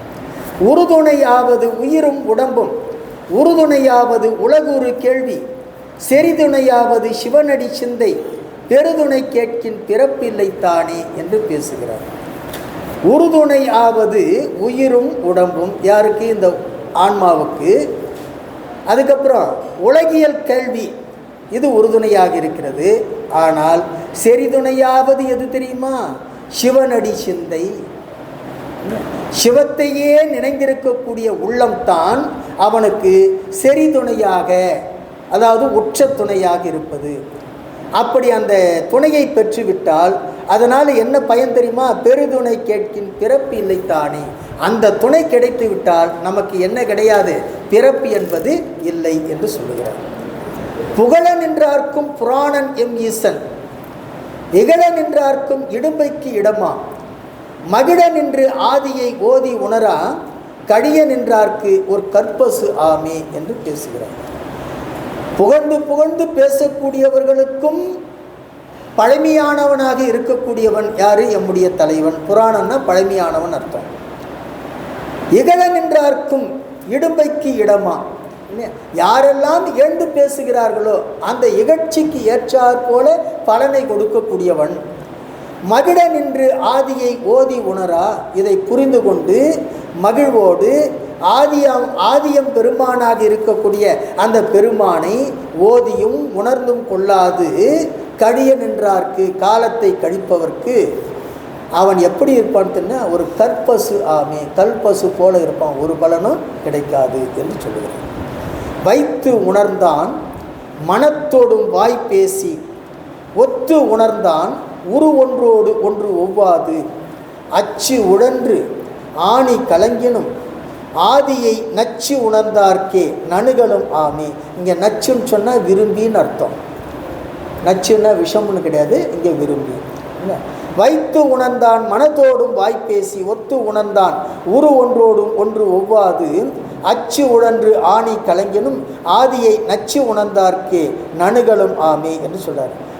அதாவது மனம் மொழி மெய் என்று சொல்லக்கூடிய 3 நிலையிலும் ஒத்து உணர்ந்து இருக்கக்கூடியவர்களுக்கு சிவபெருமான் இந்த உலகத்தில் எந்த நிலை வந்தாலும் எந்த நிலையிலும் கலங்காது அந்த ஆதியை விரும்பி யார் உணர்ந்து நிற்கிறார்களோ அவர்கள்தான் அவனை அடைய முடியும்.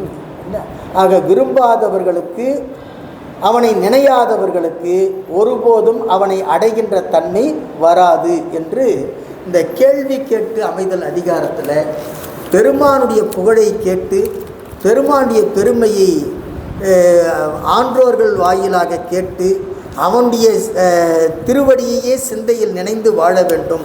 அப்படி வாழாதவர்களுக்கு இந்த உலகத்தில் அவனை அடைவதற்கு வாய்ப்பு இல்லை என்ற செய்தியை சொல்லுகிறார். அதற்கு அடுத்ததாக கல்லாமை என்கிற அதிகாரம். கொஞ்சம் வேகமாக போகுதுன்னு நினைக்கிறேன். காரணம் என்னன்னு சொன்னால் வேறு வழி இல்லை. இன்றைக்கி இந்த இது முடிக்கணும். அடுத்த வகுப்பில் 2ஆம் தந்திரம் தொடங்கணும். அதில் இடையில் ஏதாவது சந்தேகம் இருந்தால் கேட்டு தெரிஞ்சுக்கங்க. கல்லாதவரும் கருத்தறி காட்சியை வல்லார் எனில் அருட்கண்ணால் மதித்துள்ளோர், கல்லாதார் உண்மை பற்றா நிற்பர் கற்றோரும், கல்லாதார் இன்பம் காணுகிலாரே என்று சொல்லுகிறார். கல்லாதவரும் கருத்தறு காட்சியை வல்லார் எனில், அதாவது படிக்காதவர்கள் கூட உள்ளத்திலே தோன்றுகின்ற அந்த காட்சியை உணர்கின்ற வல்லவர்கள் எண்ணில் அருட்கண்ணால் மதித்துள்ளோர், கல்லாதார் உண்மை பற்றா நிற்பர் கற்றோரும், கல்லாதார் இன்பம் காணுகிலாரே என்று சொல்லுகிறார். இப்போ நன்கு படித்தவர்கள் கூட அருட்கண்ணால் இறைவனை மதிக்காத நிலையில் கல்லாதார் இன்பம் எப்படி காணவில்லையோ அதுபோல கற்றோரும் காண முடியாது என்று சொல்லுகிறார். இந்த கல்லாமையினால் வரக்கூடிய இழிவை பற்றி இந்த அதிகாரத்தில் பேசுகிறார். இப்போ உள்ளத்தில் உணரக்கூடிய காட்சியை அவர்கள் அறியக்கூடிய ஆற்றல் பெற்றவர்கள் என்று சொன்னாலும் அவர்கள் அருட்கண்ணால் மதித்துள்ளவர்கள் என்று சொல்லுகிறார். இப்போ இதில் படித்தவங்க படிக்காதவங்க யார் என்ற ஒரு வேறுபாட்டை திருமூலர் சொல்லுகிறார். படித்தவர்கள் என்ற சொல்லுக்கு உலகியல் கல்வியை படித்தவர்கள் என்று நாம் பொருள் கொள்ளக்கூடாது. இங்கே ஒரு செய்தியை நாம் நினைவுபடுத்தலாம். இப்போது திண்ணனார் எந்த பள்ளிக்கூடத்தில் போய் படித்தார்? கண்ணப்ப நாயனார் இருக்கார், அவருடைய இயற்பெயர் பிள்ளை பிராயத்தில் பெயர் அவருக்கு திண்ணனார். அவர் எந்த பள்ளியில் போய் படித்தார்? படிக்கலை. ஆனால் நம்முடைய திருத்தொண்டர் தொகையில் நம்முடைய சுந்தரர் சொல்லுகின்றார், அவருக்கு அடைமொழி கொடுக்கின்ற போது கலைமலிந்த கண்ணப்பர்க்கும் அடியேன்னு சொல்கிறார். கலைமலிந்த கண்ணப்பர்க்கு அடியேன்னு சொல்கிறார். அப்புறம் என்ன கலை மலிந்திருக்குது அவர்கிட்ட? என்ன படிச்சிருந்தார் அப்படின்னு சொன்னால், இந்த பிறவியில் படிக்கலை, ஆனால் எல்லாவற்றையும் அவர் ஓதாது உணர்ந்தவர். அதனால தான் குடுமித்தேவரை பார்த்த உடனே அருட்கண்ணால் மதித்து அங்கேயே அவரை நினைந்து நிற்கின்றார். இந்த நிலை இல்லாதவர்கள் பெருங்கல்வி பற்றியிருந்தாலும் நம்ம அது ஒப்பிட்டு சொல்வது சரியாக தவறான்னு தெரியல. இப்போ திண்ணனார் இறைவனை அருட்கண்ணால் மதித்து போற்றினார், அவன் படிக்காதவன். ஆனால் சிவகோசரியார் ஆகமங்களையும் வேதங்களையும் நன்கு படித்து அறிந்தவர், அவரும் தான் பூசை பண்ணியிருக்கிறாரு. ஆனால் யாருக்கு அருள் கொடுத்தான்? கண்ணப்பனுக்கு என்ன கொடுத்தான்? அதுக்கு என்ன அர்த்தம்? கற்றறிந்திருந்தாலும் அவனை உள்ளத்துள்ளே வைத்து அருட்கண்ணால் மதிக்காதவர்கள் அவனை ஒருபோதும் காண முடியாது, இன்பத்தையும் காண முடியாது என்று பேசுகிறார். வல்லார்கள் என்றும் வழி ஒன்றி வாழ்கின்றார், அல்லாதவர்கள் அறிவு பல என்பார். எல்லா இடத்தும் உளன் எங்கள் தம் இறை, கல்லாதவர்கள் கலப்பு அறியாரே. அதாவது வல்லார்கள் என்றும் வழி ஒன்றி வாழ்கின்றார். பெருமானுடைய திருவடியை அடைவதற்குரிய வழியை அறிய வல்லவர்கள் அந்த வழியிலேயே நின்று வாழுகின்றார்கள். அல்லாதவர்கள் அறிவு பல என்கிறார். நம்ம சொல்ல, அதாவது சிவபெருமான் ஒருவனே தெய்வம் என்று எண்ணுகின்றவர்கள் பெருமானையே பற்றி கொண்டு திருவடியை அடைந்து விடுகிறார்கள், பெற்று விடுகிறார்கள். ஆனால் உலகத்தில் எல்லா சாமியும் சாமி தான் சொல்லி எல்லா தெய்வத்தையும் வழிபடக்கூடியவர்கள், அதாவது பல தெய்வ வழிபாடு அவர்களால் என்ன பண்ண முடியாதுன்னு சொன்னால் ஒருபோதும் திருவடி பெற்றி அடைய முடியாது. இல்லை, அல்லாதவர்கள் அறிவு பல என்பார். எல்லா இடத்தும் உளன் எங்கள் தம் இறை. சிவபெருமான் எங்கே இல்லை? எல்லா இடத்துலையும் இருக்கிறான். ஆனால் அதை யார் தெரிந்து கொள்ள மாட்டார்கள் தெரியுமா? கல்லாதவர்கள் கலப்பு அறியாரே. படிக்காதவர்கள் ஒருபோதும் இவன் எல்லா இடத்திலும் நீக்கமர நிறைந்திருக்கின்றான் என்பதை அறிந்து கொள்ள மாட்டார்கள் என்று சொல்றார். இங்கே வல்லார்கள் என்பது யாருன்னு சொன்னால் பெருமானை அறிந்தவர்கள். அல்லாதவர் என்பது பெருமானை அறியாதவர்கள். அதனால தான் ஒவ்வொரு நாளும் ஒவ்வொரு சாமியை வழிபாடு பண்ணிட்டு வரும். திரும்ப திரும்ப திரும்ப நம்முடைய சாத்திரங்களும் சரி, தோத்திரங்களும் சரி, ஒரு தெய்வ வழிபாட்டை தான் உரைப்போடு இருக்க சொல்லுகிறது. பக்தி என்பது என்னன்னு சொன்னால் ஒன்றையே பற்றி நிற்பது தான். அப்போ ஏன் சார் அத்தனை கோயில் இருக்குன்னு சொன்னால், அத்தனை கோயிலும் இருப்பதற்கு காரணம் நாம் இன்னும் அறியாமையில் மூழ்கி இருப்பதால். இன்னும் எதில் மூழ்கி இருக்கிறோம்? அறியாமையில் மூழ்கி இருக்கிறோம். இன்னொரு பெரிய வேடிக்கை என்ன தெரியுமா? பல பேருக்கு வருத்தமாக கூட இருக்கலாம், இருந்தாலும் சொல்லாமல் இருக்க முடியல. இப்போ ஒரு கார்ப்பரேட்டு கம்பெனி மாதிரி சாய்பாபா கோயிலுங்க வந்துக்கிட்டு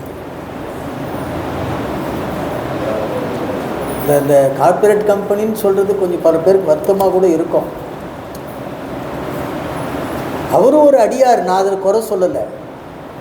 சாய்பாபா ஒரு நம்மை காட்டிலும் பல மடங்கு உயர்ந்த நிலையில் இருக்கக்கூடிய ஒரு அடியார். சாய்பாபாவை நான் குறை சொல்கிறதா யாரும் நினைக்க வேண்டாம். இப்போ எப்பவுமே என்னன்னு சொன்னால் அடிக்கடி சொல்லுது, கிறிஸ்துவ மதத்தை பற்றி சொல்லும்போது சொல்லுவாங்க, விவிலியம் ரொம்ப நல்லா இருக்குது, வியாக்கியானம் தான் சரியில்லைன்றாங்க. விவிலியம் சரியாக தான் இருக்குது, எது சரியில்லை? வியாக்கியானம் தான் சரியில்லை அப்படின்னு சொல்லுவாங்க. ஏன்னா அதை எடுத்து சொல்லக்கூடிய விதம் தான் வேறு மாதிரி இருக்குது. எந்த இடத்துலையுமே இயேசுநாதர் யாரையும் பாவின்னு சொன்னதே இல்லையே. நான் ஓரளவுக்கு விவிலியத்தை முழுசாக படிக்கலைனாலும் ஓரளவுக்கு படிச்சிருக்கிறேன்.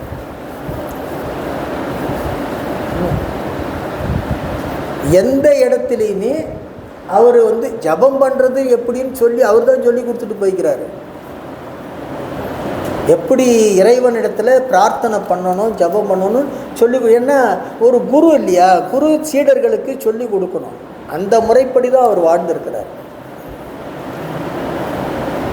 ஆனால் அதை எல்லாவற்றையும் விட்டுட்டு எப்படி ஜபம் பண்ணுறன்றது சொல்லி கொடுத்ததெல்லாம் விட்டுட்டாங்க. அதில் பல பிரிவு வந்துடுச்சு. இப்போ வந்துட்டு இவன் எடுப்புலேயே என்ன பண்ணுறான், ஜபத்துக்கு கூப்பிடும்போதே பாவிகளே வாருங்கள்ன்றான். பாவிகளே வாருங்கள். பாவிகள் என்று சொல்லுவதற்கு எந்த ஒரு மனிதனுக்கும் தகுதி இல்லை. எந்த ஒரு மனிதனுக்கும் தகுதி இல்லை. அதான் சொல்கிறேன், இயேசுநாதர் அப்படி சொல்லியிருக்கிறார். அதாவது எப்படி சொல்லணும் அப்படிங்கிறத சொல்லியிருக்கிறாரே தவிர ஜபம் படிக்கிறதுக்கு, ஜபம் செய்கிறதுக்கு கற்றுக் கொடுத்த அவர் எங்கேயுமே இந்த மாதிரி வார்த்தையெல்லாம் பயன்படுத்தலை.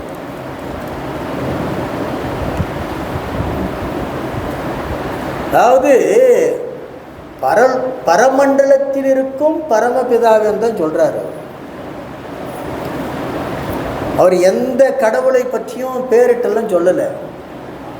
பரமண்டலத்தில் இருக்கும், பரமண்டலங்கிறது எது?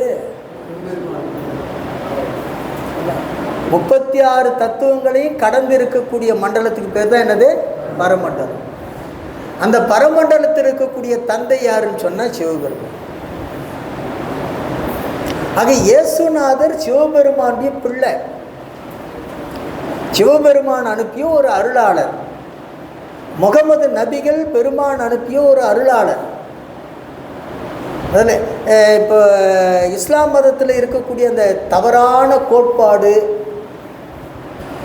அந்த அடுத்தவர்களை துவசிக்கின்ற எண்ணம், வெறுக்கின்ற வெறுப்புணர்வு, இதெல்லாம் குர்ஆனில் எங்கேயுமே கிடையாது. நபிகள் நாயகி எங்கே சொல்லியிருக்கிறார்? எங்கேயுமே சொல்லலையே.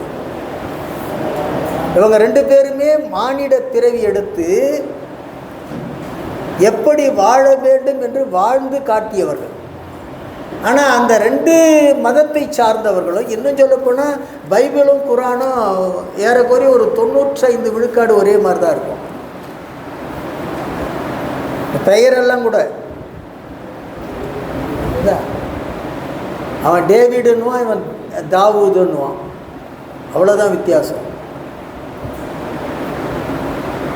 அப்போது இந்த கருத்துக்கள் எல்லாம் உலகம் முழுக்க பரவ வேண்டும் என்பதற்காக பெருமான் என்ன செய்கிறான்னு சொன்னால், அந்தந்த தட்பவெப்ப நிலைக்கு ஏற்றாற் போல அந்த பகுதியில் அந்த அறக்கருத்துக்களை ஓங்கச் செய்ய வேண்டும் என்பதற்காக இந்த அருளாளர்களை அனுப்பினானே தவிர தனித்தனியாக ஒரு மதத்தை உருவாக்க வேண்டும் என்ற எண்ணத்தோடெல்லாம் அனுப்பலை.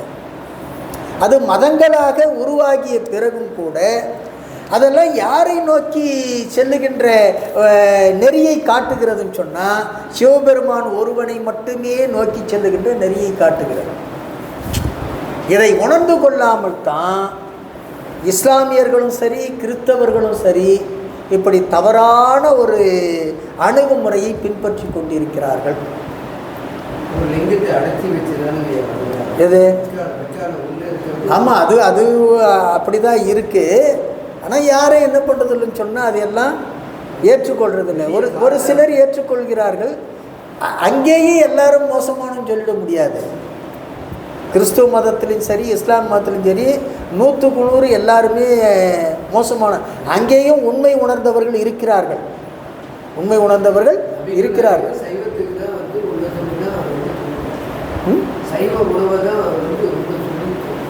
சைவ உணவு தான்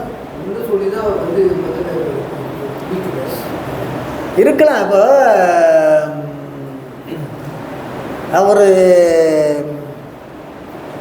ஒரு கிறிஸ்துவ நண்பரை கேட்டேன், அதாவது இயேசுநாதர் எங்கேயாவது அசைவ உணவு உண்டிருக்கிறாரா அவருடைய வாழ்க்கை நாள் அப்படின்னு கேட்டேன்.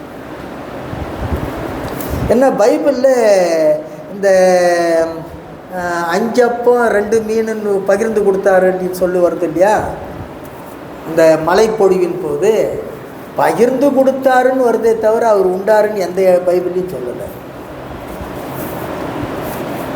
இயேசுநாதர் அசைவம் எங்கே உண்டாருன்னு கேட்டேன், பைபிளில் இருந்தால் ஆதாரம் இருந்தால் சொல்லுன்னு கேட்டேன்.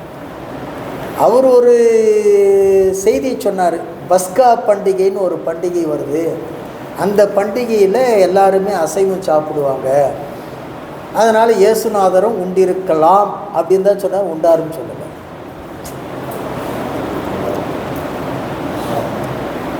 ஆனால் ஆதாரமெல்லாம் இல்லை, பைபிளில் எங்கேயுமே ஆதாரம் கிடையாது.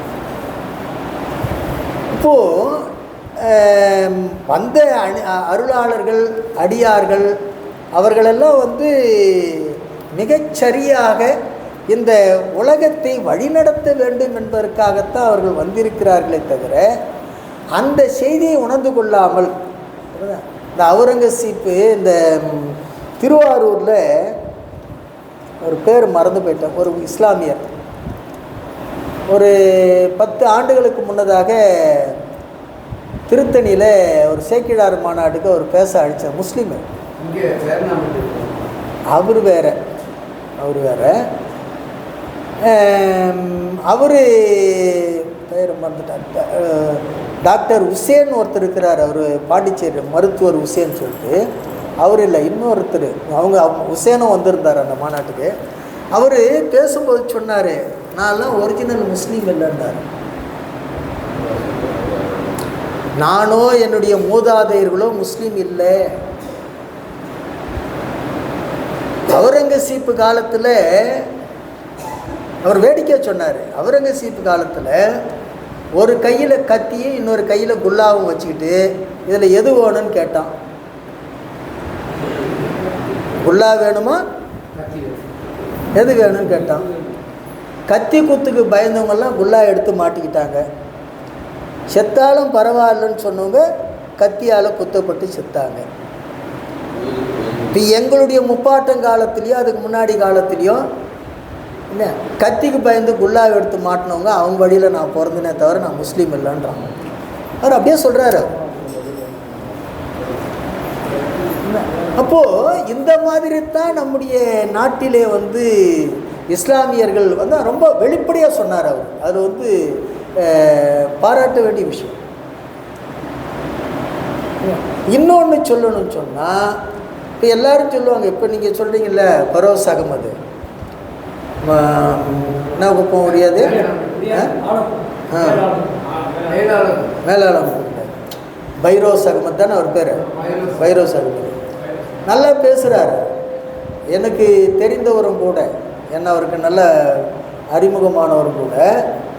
ஆனால் கொஞ்சம் எனக்கு என்னன்னு சொன்னால், இவ்வளவு பேசுகிறாரு இல்லை, ஆனால் இஸ்லாம் மதத்தில் இருந்துட்டு 5 வேலையை தொழுகை பண்ணிட்டு தானே பேசிகிட்டு இருக்காரு. சைவத்தை பேசுகிறாரு இல்லை, விடாது தானே இருக்காரு. அப்போ இது என்னன்னு சொன்னால், கோட்பாட்டை பின்பற்றினா முழுமையாக பின்பற்றணும். அவர் சுத்த சைவனா மாறி இருக்கணும். சுத்த சைவனா எப்போ 6 மாதம் ஆயிடுச்சா? எனக்கு தெரியாது. அப்படியா? ஓஹோ, எனக்கு தெரியாது. நல்லா நிறைய என்ன ரொம்ப நல்லாவே தெரியும் அவருக்கு. ரொம்ப ஆவேசமாக பேசுவார், நல்லா உணர்ச்சிகரமாக பேசுவார். அதில் ஒன்றும் மாற்றுக்கிறதுக்கே இடம் இல்லை. ஆனால் என்ன பையன் ரொம்ப சைவமாக மாறலை இல்லை. அதுதான் சொல்கிறேன். அப்படி தானே இருந்தாங்க. இன்னைக்கு அதெல்லாம் ஒன்று ஒரு கொள்கை பிடிப்பு இருக்குன்னா அந்த கொள்கை பிடிப்பில் முழுமையாக வந்துடும். அது இல்லாத வரைக்கும் அதை நாம் என்ன பண்ண முடியாதுன்னு சொன்னால் ஏற்றுக்கொள்ள முடியாது. அது மாதிரி இஸ்லாத்திலையும் சரி கிறிஸ்தவத்திலையும் சரி அதை இந்த உலகத்தில் கொண்டு வந்து நிறுவிய அந்த அருளாளர்களும் சரி ஒருபோதும் சிவத்தை மறக்கல. அவங்க அதே நபிகள் நாயகத்தினுடைய வாழ்க்கை வரலாற்றில் ஒரு நடந்த நிகழ்ச்சி ஒன்று. அவர் எதிரிகளால் துரத்தப்படுகிறார். இந்த பாலைவனத்தில் ஓடிக்கிட்டு இருக்காங்க. ஓடிக்கிட்டு இருக்கும்போது இவரும் அவருடைய நண்பரும் போகிறாங்க. எதிரிகள் கிட்ட நெருங்கிட்டாங்க. நூற்றுக்கணக்கான வீரர்கள் துரத்திட்டு வர்றாங்க. இப்போ நண்பர் சொல்கிறாரு, நபிகளாரே நாம் இருவர் தானே ஓடிக்கொண்டிருக்கிறோம் அப்படின்னாரு. நாம் 2 பேர் தான் ஓடிக்கிட்டு இருக்கோம், வந்துக்கிறோம், அவ்வளோ பேர் வர்றான், மாட்டிட்டா என்ன ஆகுன்ற அர்த்தத்தில் நாம் இருவர் தானே ஓடிக்கொண்டிருக்கிறோம்னாரு. நபிகளார் சொல்கிறாரு, நண்பரே நாம் மூவராக ஓடிக்கொண்டிருக்கிறோம்னாரு. நாம் மூவராக ஓடிக்கொண்டிருக்கிறோம்னாரு. இப்படி சொன்ன உடனே அந்த நண்பர் திரும்பி பார்க்குறாரு. திரும்பி பார்த்துட்டு, என்ன ஆயிடுச்சு உங்களுக்கு? நாம் இருவர் தானே ஓடிக்கொண்டிருக்கிறோம்னாரு. என்ன 2 பேர் தான் ஓடிக்கிட்டு இருக்காங்க. அப்போ சொன்னார், நபிகள் சொல்கிறாராம், இறைவனும் நம்மோடு உடனாக ஓடி வரவில்லை என்றால், இறைவனும் நம்மோடு உடனாக ஓடி வரவில்லை என்றால் நாம் எங்கே ஓட முடியும்? ஆகவே இறைவனும் நம்மோடு ஓடி வருகின்றான் என்று சொல்றார். மூவராய் ஓடி வருகிறோம் சொன்னார். இப்படி சொல்லிக்கிட்டு இருக்கும்போதே அந்த பாலைவனத்தில் ஒரு சின்ன புதர், ஒரு 2-3 கல் சேர்ந்த ஒரு புதர், அதுக்குள்ளே ஒரு சின்ன குகை மாதிரி இருக்குது. அதில் ஒளிஞ்சிக்கிறாங்க. வேற எங்கே கண்ணு கட்டின தூரமும் ஒளிகிறதுக்கு இடம் இல்லை. இதை ஒளிந்து கொண்ட உடனே திடீர்னு இவங்க 2 பேரும் காணாமல் போயிட்டாங்களேன்னு சொல்லி அந்த வீரர்கள் வராங்க. வந்த உடனே சுற்றி பார்க்குறாங்க. அந்த ஒரு குகை மட்டும்தான் தெரியுது. உடனே ஒரு வீரன் என்ன செய்கிறான்னு சொன்னால், வாளை உருவிக்கிட்டு அந்த குகைக்குள்ளே நுழையலான்னு போகிறான். போன உடனே அப்படி வாழை உருவனே அந்த தலைவன் கையை பிடிச்சிக்கிட்டான். அவசரப்படாத, உனக்கு அறிவு இருக்கா? அந்த குகையை பாரு, அந்த வாசலை எவ்வளோ பெரிய சிலந்தி வலை மூடி இருக்குது, எவ்வளோ பெரிய சிலந்தி வலை பின்னி மூடி இருக்குது. இதற்குள்ளே அவர்கள் நுழைந்திருப்பார்களே ஆனால் இந்த சிலந்தி வலை என்ன இருக்கும்? பின்னி இருக்கு, அது அறுபட்டு போயிருக்கும். அப்போ இதுக்குள்ளே யாரும் நுழையலை, சமீபத்தில் யாரும் நுழையலைன்னு தெரியும் என்று அந்த தலைவன் என்ன செய்கிறான்னு சொன்னால், வாளை உருவி உள்ளே நுழைய முயற்சித்த அந்த வீரனை பிடித்து இருத்தி, வீணாக இதுக்குள்ளே சென்று தேடி நேரத்தை கடத்துவதை விட நீங்கள் சுற்றி தேடுங்கள் சொல்லி அடிச்சுட்டு போயிடலாம். ஆனால் எதுக்குள்ளே தான் இருக்காங்க? அந்த குகைக்குள்ள. இப்போ நபிகள் நாயனார் இறைவன் நம்மோடு உடனாக வருகின்றான் என்ற அந்த நம்பிக்கையோடு இருந்ததுனால இவர்கள் உள்ளே நுழைந்த உடனே பெருமான் என்ன செய்தான்?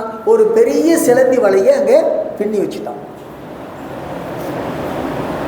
அப்போ இறைவன் ஒன்றாய் வேறாய் உடனாய் இருக்கின்ற தத்துவத்தை உணர்ந்தவர் யாருன்னு சொன்னால் நபிகள் நாயனார். அந்த நபிகள் நாயகம் அந்த உணர்வோடு இருந்ததுனால தான் அதை அவரால் சொல்ல முடிந்தது.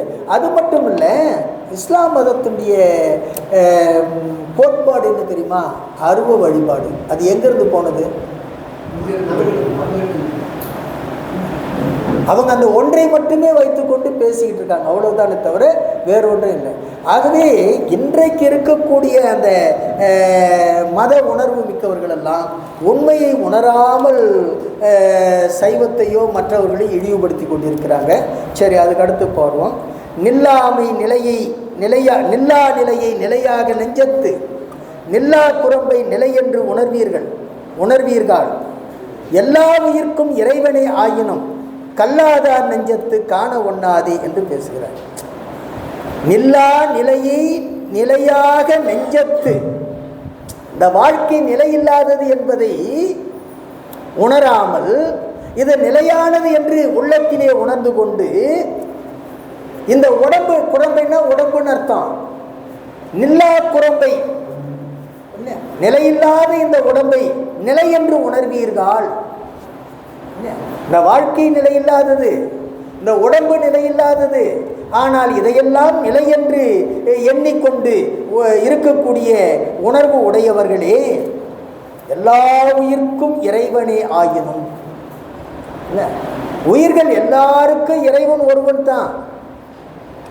அது மனித உயிராக இருந்தாலும் சரி, மற்ற உயிர்களாக இருந்தாலும் சரி, மனித உயிர்களே எத்தனை நாட்டை சேர்ந்தவர்களாக இருந்தாலும் சரி, எந்த மதத்தை சார்ந்தவர்களாக இருந்தாலும் சரி, எல்லாருக்கும் இறைவன் ஒருவனே.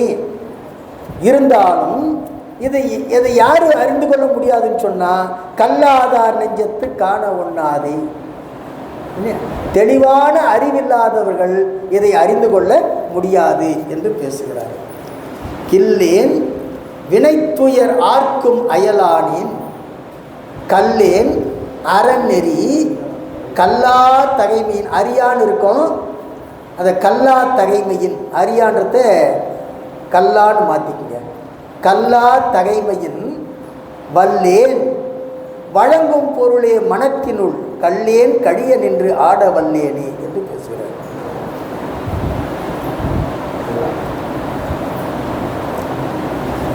இந்த வினை துயரிலிருந்து மீள்வதற்கு இல்லாமல் எல்லாருக்கும் புறமாக நிற்கின்றேன், ஆர்க்கும் அயலானேன். வினையால் கண்மத்தால் வரக்கூடிய துயரிலிருந்து விடுபடுகின்ற ஆற்றல் இல்லாமல், இல்லைன்னா ஆற்றல் இல்லாதவன் அர்த்தம், ஆற்றல் இல்லாமல் எல்லாருக்கும் அயலானேன். கல்லேன் அறநெறி கல்லா தகைமையின், சிவபெருமானுடைய திருநெறியாக இருக்கக்கூடிய அந்த சிவநெறியை படிக்கவில்லை கல்லேன். அப்படி கல்லாத தன்மையின் காரணமாக வல்லேன் வழங்கும் பொருளே மனத்தினுள் கல்லேன் கடிய நின்று ஆட வல்லேனே. அந்த கல்லா தன்மையின் காரணமாக மனத்தினுள் நின்று இருக்கக்கூடிய பொருள் அவனே என்பதை அறியாமல் அவனை நினைந்து வாழுகின்ற நிலையை விட்டுவிட்டு உலகத்திலேயே மூழ்கி இருக்கின்றேனே என்று இந்த கல்லாதவர் நிலையை இழிவாக பேசுகின்றார். நில்லாது சீவன் நிலை அன்று என எண்ணி வல்லார் அறத்தும் தவத்துளும் ஆயினார், கல்லா மனிதர் கயவர் உலகினில் பொல்லா வினைத்துயர் போகம் செய்வாரே என்று பேசுகிறார். நில்லாது சீவன் நிலை அன்று என எண்ணி வல்லார் அறத்தும் தவத்துளும் ஆயினார். இந்த வாழ்க்கை நிலையில்லாதது, இந்த உடம்பு நிலையில்லாதது என்று எண்ணி அறநெறியை உணர்ந்தவர்கள், கற்றறிந்தவர்கள் அறநிலையிலும் தவத்திலும் மூழ்கி நிற்கிறார்கள். ஆனால் கல்லா மனிதர், கற்றறிவில்லாத மனிதர்கள் கயவராக இந்த உலகினில் பொல்லா வினைத்துயர் போகம் செய்வாரே, இந்த உலகத்தில் பொல்லாத வினைகளை செய்து அதனால் விளையக்கூடிய போகத்தை அனுபவித்து கொண்டிருக்கின்றார்கள் என்று சொல்லுகிறார். விண்ணினின் உள்ளே விளைந்த விலங்கனி கண்ணினின் உள்ளே கலந்து அங்கு இருந்தது, மண்ணினின் உள்ளே மதித்து மதித்து நின்று எண்ணி எழுதி இழைத்து விட்டாரே என்று சொல்லுகிறார். விண்ணினின் உள்ளே விளைந்த விலங்கனி கண்ணினின் உள்ளே கலந்து அங்கு இருந்தது. அதாவது விண்ணில் விளைகின்ற அந்த விண்ணுன்னு சொன்னால் எட்டாத நிலையில் இருக்கக்கூடிய கனி, அது கண்ணில் தெரியுது, கண்ணுக்கு காட்சியாக இருக்குது. மரத்தில் உயரத்தில் பழம் இருக்குது, கண்ணுக்கு காட்சியாக இருக்குது. அது எப்படியாவது அதை பெற வேண்டும் என்று எண்ணி எண்ணி அதுக்கான முயற்சி செய்து செய்து செய்து இழைத்து விட்டார்களே என்று பேசுகிறார். இங்கே எழுதி இழைத்து விட்டார்னு சொன்னால் அந்த பொருளை அடைவதற்கான முயற்சி செய்து இழைத்து விட்டார்களே என்று பேசுகிறார். அதற்கு அடுத்ததாக கணக்கு அறிந்தார்க்கு அன்றி காண ஒண்ணாது, கணக்கு அறிந்தார்க்கு அன்றி கைகூடா காட்சி, கணக்கு அறிந்து உண்மையை கண்டு அண்டம் நிற்கும் கணக்கு அறிந்தார் கல்வி கற்று அறிந்தாரே என்று பேசுகிறார். கணக்கு அறிந்தார்க்கு காண ஒண்ணாது என்று பேசுகிறார். இந்த திருமந்திரத்தில் இந்த கடைசி 2 அடியை முன்னையாகவும் முதல் 2 அடியை பின்னாடியும் வைத்து கொண்டு கூட்டிக்கணும். அதாவது கணக்கு அறிந்து உண்மையை கண்டு அண்ட நிற்கும் கணக்கு அறிந்தார் கல்வி கற்றறிந்தாரே என்று பேசுகிறார். நூல்களை கற்றறிந்தவர்கள் அந்நூல் அறிவின் காரணமாக மெய்ப்பொருளின் இயல்பை உணர்ந்து கணக்கு அறிந்து உண்மைன்னா மெய்ப்பொருள் அர்த்தம் கண்டு அண்ட நிற்கும். அண்டன்னா பரவெளியில் நிற்கும். கணக்கு அறிந்தார், கற்றறிந்தோரே கணக்கு அறிந்தார் என்று பேசுகிறார். அப்போ மெய்ப்பொருளின் இயல்பை உணர்ந்து பரவெளியில் கலந்து நிற்கும் முறையையும் உணர்கின்றவர்கள் யாரு? கற்றறிந்தவர்கள் என்று சொல்லுகிறார். ஆகவே கற்றறிந்தார்க்கு அன்றி காண ஒண்ணாது, கணக்கறிந்தார்க்கு அன்றி காண ஒண்ணாது, கணக்கறிந்தார்க்கு அன்றி கைகூடா காட்சி என்று சொல்றார். நூல்களை கட்சி அறியாதவர்களுக்கு அது காணவும் முடியாது, அந்த காட்சியை கைகூடவும் முடியாது என்று சொல்லுகிறார். அப்போ உலகியல் கணக்கு இது வேற. உலகியல் கணக்குங்கிறது என்ன? மேல் கணக்கு கீழ் கணக்குன்னு சொல்லிக்கிட்டு இருக்கிறோம். அது என்ன மேல் கணக்கு கீழ் கணக்கு? இலக்கண இலக்கியங்களைத்தான் நாம் மேல் கணக்கு கீழ் கணக்குன்னு சொல்லிக்கிட்டு இருக்கிறோம். அதை கற்றவர்கள் எல்லாம் கணக்காயர் என்று சொல்லுகிறார்கள். நன்கு படித்து அதை பாடம் சொல்லக்கூடிய இயல்பில் இருக்கக்கூடியவர்களே என்ன சொல்கிறோம்? கணக்காயர் என்று சொல்லுகிறோம். ஆனால் அந்த கணக்கெல்லாம் உண்மையான கணக்கு அல்ல. மெய்ப்பொருளை அறிவது தான், உண்மை பொருளை அறிவளிப்பால் உண்மையான கல்வி, அதுதான் கணக்கு. அதை கற்றவர்கள் தான் மெய்ப்பொருளானது பரவெளியில் கலந்து நிற்கும் உண்மையை அறிந்தவர்கள், மற்றவர்கள் அறிய முடியாது என்று சொல்லுகிறார். அதற்கடுத்ததாக கல்லாத மூடரை காணவும் ஆகாது, கல்லாத மூடர் சொல் கேட்க கடன் அன்று, கல்லாத மூடர்க்கு கல்லாதார் நல்லராம், கல்லாத மூடர் கருத்தறியாரே என்று பேசுகிறார். இந்த கல்லாத மூடர் கருத்தறியாரே என்ற அந்த அடியை முதல்ல கொண்டு போய் சேர்த்துக்குவோம். கல்லாத மூடர் கருத்தறியாரே, கல்வி அறிவில்லாத மூடர்கள் அவர்கள் எந்த ஒரு பொருளையும் முழுமையாக உணர்ந்து கொள்ள முடியாது. அவர்களால் கருத்து அறியாதவர்கள் தான். உள்ள உண்மையான செய்தியை அவர்களால் உணர்ந்து கொள்ள முடியாது. யாரு? கல்லாதவர்கள். அந்த கல்லாதவர்கள் மூடரே என்பதனால் எந்த உறுதி பொருளையும் அறிய மாட்டார்கள். ஆகையினால் இந்த ஆதலால் அப்படிங்கிற ஒரு வார்த்தையை அங்கே சேர்த்துக்குங்க.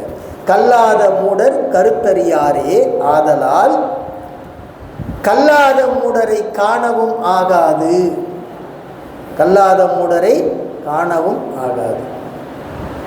அவர்களை காணுவதும் கல்லாத மூடர் சொல் கேட்க கடன் அன்று, அவர்களுடைய சொல்லை கேட்பதும் நமக்கு தகுதி அல்ல என்று சொல்லுகிறார். கல்லாத மூடவர்கள் கருத்து அறியாதவர்கள் என்ற காரணத்தினால் அவர்களை காணவும் தேவையில்லை, அவர்கள் சொல்லுகின்ற வார்த்தையை கேட்கவும் அவசியமில்லை என்று பேசுகிறார். அது மட்டும் இல்லை, கல்லாத மூடருக்கு யார் தெரியுமா நல்லவர்கள்? யார் நல்லவர்கள்? கல்லாதவர் தான் நல்லவர். கற்றவர்கள் அவங்களுக்கு நல்லவர்களாக இருக்க மாட்டாங்க. ஏன்னா கற்றறிந்தவர்களுடைய வார்த்தைகளை அவர்கள் ஏற்றுக்கொள்ள மாட்டார்கள். கல்லாத மூடருக்கு கல்லாரே நல்லவர்கள். அதைத்தான் அவ்வை பெருமாட்டி சொன்னார். இல்லை, கற்றாரே காமுறுவர், கற்றாரே காமுறுவர். கற்றாரை கல்லாதவர்கள் காமுற மாட்டார்கள், விரும்ப மாட்டார்கள். ஆகவே கல்லாத மூடருக்கு யார் நல்லவர்கள் சொன்னால் கல்லாதவர்கள் தான் நல்லவர்கள்.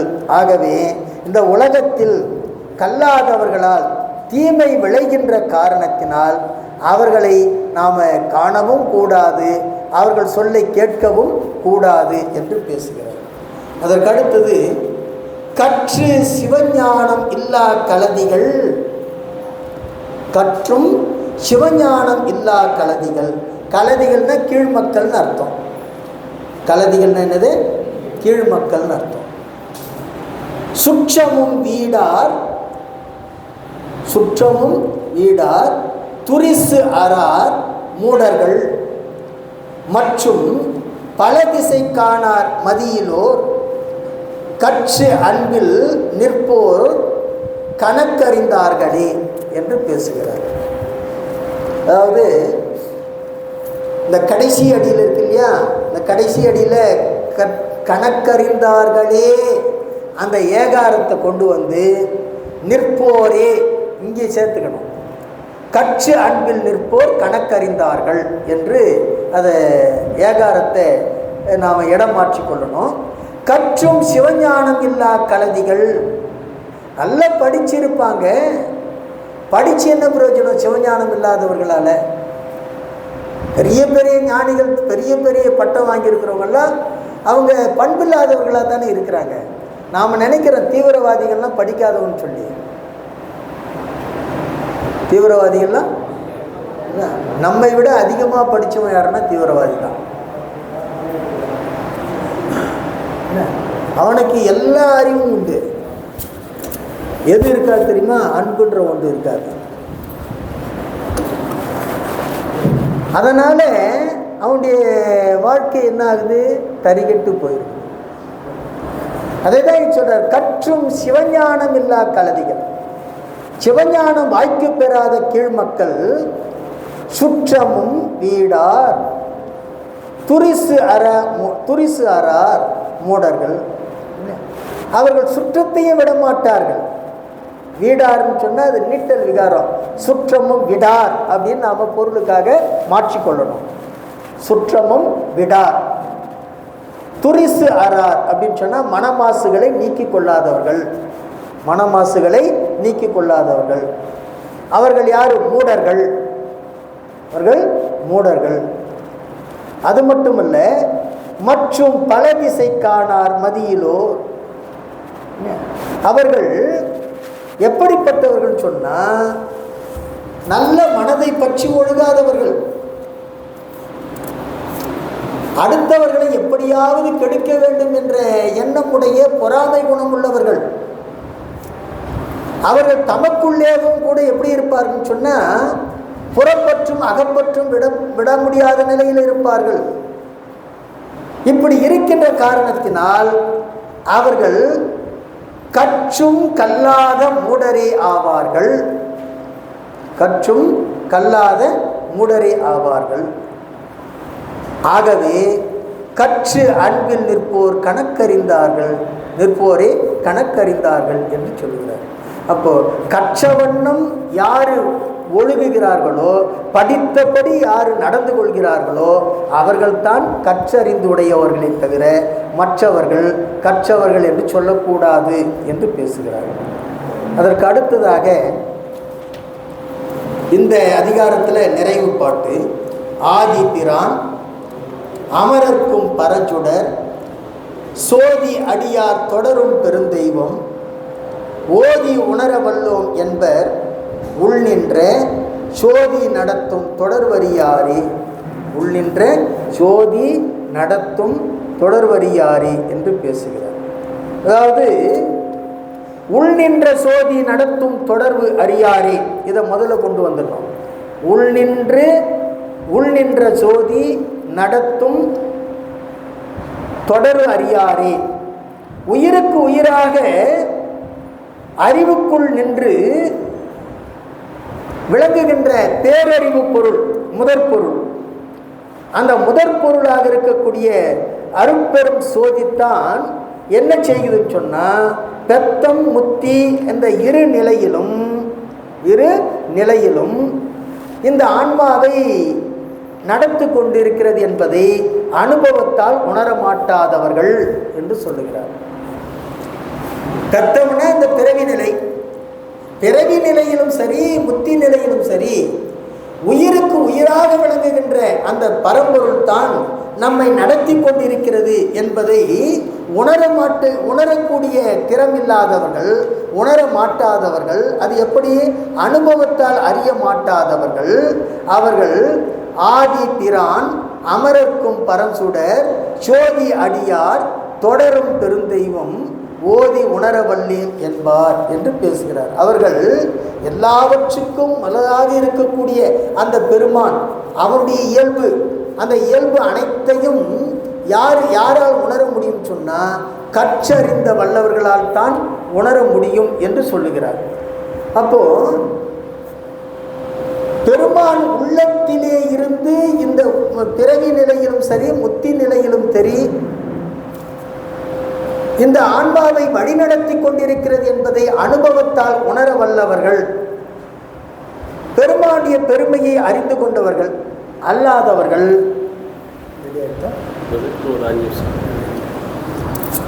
இதை உணர்ந்து கொண்டவர்கள் பெருமானுடைய பெருமையை, அவன் பெருந்தெய்வம் என்பதை உணர்ந்து பெருமானுக்கு அன்பு செய்து வாழ்பவர்கள், மற்றவர்கள் அவனை உணர வல்லாதவர்கள் என்று பேசுகிறார். அப்போ கல்வியின் நிறைவு எதுன்னு சொன்னால் இறைவனை அறிவது தான். கற்றதனால் ஆய பயனின்குள் நற்றால் வாழறிவன் நற்றால் தொழாறு. அப்போ கற்றதனால் ஏற்படுகின்ற பயன் இறைவனுடைய அந்த திருவடியை அடைந்து தொழுவது தான். அது இல்லை என்று சொன்னால் கல்லாதவர்களுக்கு என்ன நிலையோ அதுதான் கற்றவர்களுக்கும் என்று சொல்லுகிறார். அப்போது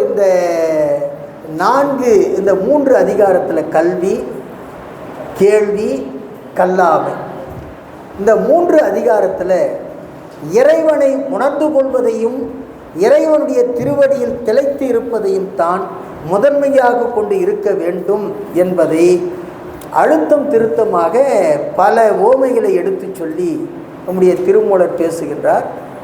இதில் இருந்துட்டோன்னு சொன்னால் என்ன ஆகும் அப்படின்னு சொன்னால் இந்த வாழ்க்கை நடுவு நிலைமையோடு நிற்கின்ற நிலை ஏற்படும் என்று சொல்லுகிறார். நடுவு நிலைமை. நடுவு நிலைமைன்னா என்ன? நடுவு நிலைமைன்னா என்ன?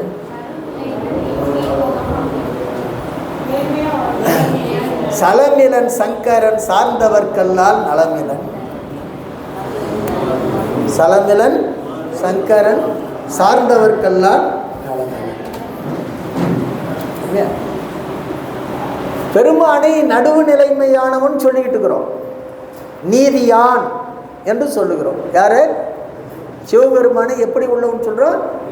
நீதியான் என்று சொல்லுகிறோம். ஏன்னா நடுவு நிலையில் இருக்கக்கூடியவன் என்று பேசுகிறோம்.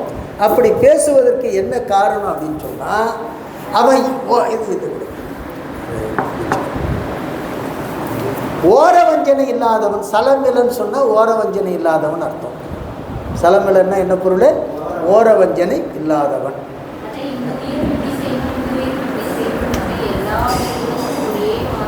எது?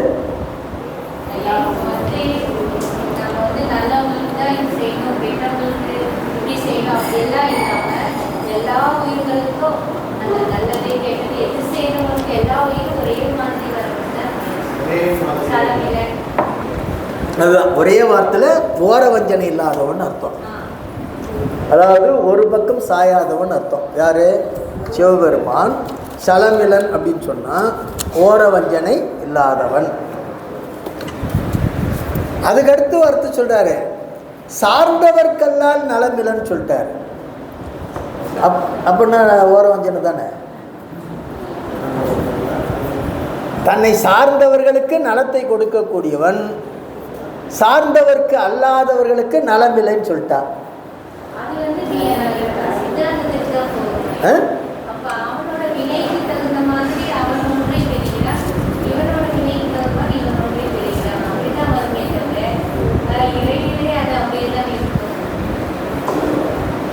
சார், அதாவது அந்த இதில் நாம் புரிந்து கொள்ள வேண்டிய செய்தி என்னன்னு சொன்னால், சிவபெருமான் ஓரவஞ்சனை இல்லாதவன் சொல்லிட்டு அதை அப்படி விளக்குவதற்கு என்ன காரணம் அப்படின்னா, நம்ம தொடக்கத்திலேயே இப்போ போன அதிகாரத்தில் பார்த்தது போல பெருமானிடத்தில் 2 கருணைகள் உண்டு. ஒன்று அறக்கருணை, இன்னொன்று மரக்கருணை. அறக்கருணை என்பது அடியவர்களை ஆட்கொள்ளுகின்ற விதம், அடியவர்களை ஆட்கொள்ளுகின்ற விதம். மரக்கருணை என்பது அடியவர் அல்லாதவர்களை ஆட்கொள்ளுகின்ற விதம், அடியவர் அல்லாதவர்களை ஆட்கொள்ளுகின்ற விதம். சரி, அடியவர் அல்லாதவர்களை ஏன் சார் நாம் ஆட்கொள்ளணும்? அடியாராக இருக்கக்கூடியவர்களுக்கு நல்லது செய்யணும், நலம் கொடுக்கணும், ஆட்கொள்ளணும். சரி, இப்போ அடியார் அல்லாதவர்களை ஏன் ஆட்கொள்ள வேண்டும்? அப்படி ஆட்கொள்ளுகின்ற காரணத்தினால தான் அவனை சலமிலன்னு சொல்றோம். சைவம் இருக்குதே, இந்த உலகத்தில் இருக்கக்கூடிய எல்லாரையும் சைவம் தனக்குள்ள அடக்கி வச்சிருக்கு. சைவத்துக்கு இருக்கக்கூடிய மிகப்பெரிய ஒரு சிறப்பு என்ன தெரியுமா? அது கிறிஸ்துவ மதமாக இருக்கட்டும், இஸ்லாம் மதமாக இருக்கட்டும், சமணம், பௌத்தம் எதுவான இருக்கட்டும், ஏன் கடவுளே இல்லை என்று சொல்லக்கூடிய நாத்திகமாக கூட இருக்கட்டும், யாரையுமே சைவம் தனக்குள்ள அதுதான் புறப்புற சமயம்னு வச்சுக்கிது. புறப்புற அப்படின்னா என்னத்தான்? தனக்கு ஒதுக்கினதில்லை, அதுவும் நம்முடையதுன்னு சொல்லி அடக்கி வச்சிருக்குது. காரணம் என்னன்னு சொன்னால், இப்போது ஒரே ஒரு சின்ன எடுத்துக்காட்டு சொல்கிறேன்.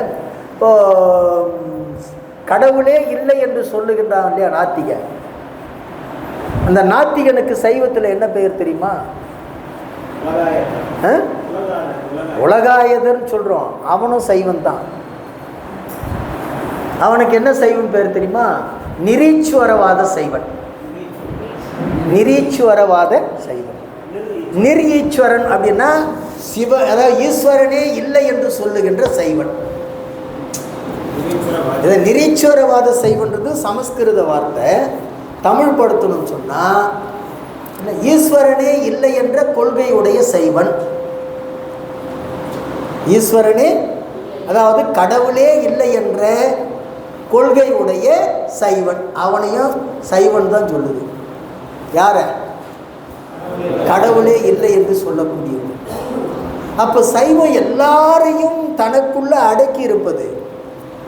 ஏன்னா சைவ சமயமே அப்படித்தான். இதிலிருந்து ஒரு கோட்பாட்டை எடுத்து தான் வெவ்வேறு மதங்கள் வந்திருக்கின்றனவே தவிர, இல்லை வாரியார் சாமி சொல்றது போல் ரொம்ப வேடிக்கை சொல்லுவார். உலகத்தில் இருக்கிற எல்லா சமயங்களும் குண்டாக்கள், சைவம் அண்டா அப்படின்னு சொல்லுவார். உலகத்தில் இருக்கிற எல்லா மதங்களும் எல்லா சமயங்களும் என்னன்னு சொன்னால் குண்டாக்கள். ஆனால் சைவம் இருக்குது பார்த்தியா, அதுதான் அண்டான்னு வருது. குண்டாவை எல்லா குண்டாவையும் கொண்டு வந்து அண்டாவில் அடைக்கிடலாம், ஆனால் எந்த குண்டாவிலையும் கொண்டு போய் இந்த அண்டாவை அடக்க முடியாதுன்னு சொல்லுவார். வாரியார் ரொம்ப வேடிக்கை சொல்லுவார். அப்போது உலகத்தில் இருக்கக்கூடிய அத்துணை சமயங்களும் மதங்களும் இந்த சைவத்தினுடைய ஒவ்வொரு கொள்கையை மட்டுமே எடுத்துக்கொண்டு அது தனி மதமாக உருவானவையே தவிர அதுக்குன்னு தனி ஒரு கோட்பாடு கிடையாது. இல்லை, ஆகவே நிரீஸ்வரவாத சைவன், கடவுளே இல்லை என்ற கொள்கையுடைய சைவன் என்று அந்த நாத்திகனுக்கு பெயர். அதே மாதிரி சிவத்தை பின்பற்றக்கூடியவன் சைவன், சிவத்தை பின்பற்றக்கூடியவன் சைவன்.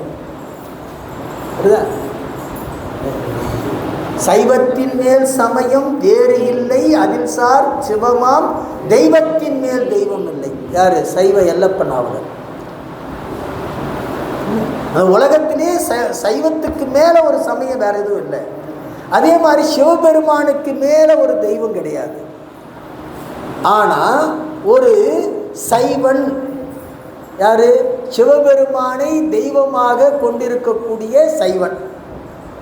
அந்த சைவனுக்கு எவ்வளவு அதிகாரம் இருக்குன்னு சொன்னால், சிவத்துக்கு அதிகாரம் இல்லை, சைவனுக்கு எவ்வளவு அதிகாரம், உரிமை அதிகாரன்றதை விட உரிமை இருக்குன்னு சொன்னால், எந்த சிவத்தை தனக்கு தெய்வமாக கொண்டிருக்கின்றானோ அந்த சிவத்தையே தள்ளி வைக்கக்கூடிய அளவுக்கு உரிமை உண்டு.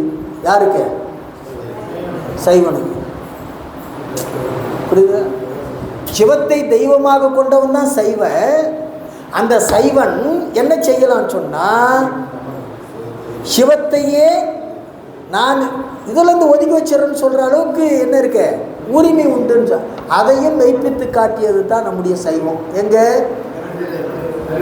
விரண்மண்ட நாயனாருடைய வரலாற்றில் சொல்கிறார் இல்லையா, சிவபெருமானுடைய அப்படியே அந்த தலைப்பயணத்தில் புற்றிடம் கொண்டார், ஆட்கொண்டதுனால அந்த இடத்த விட்டே போகலை கடைசி வரைக்கும்.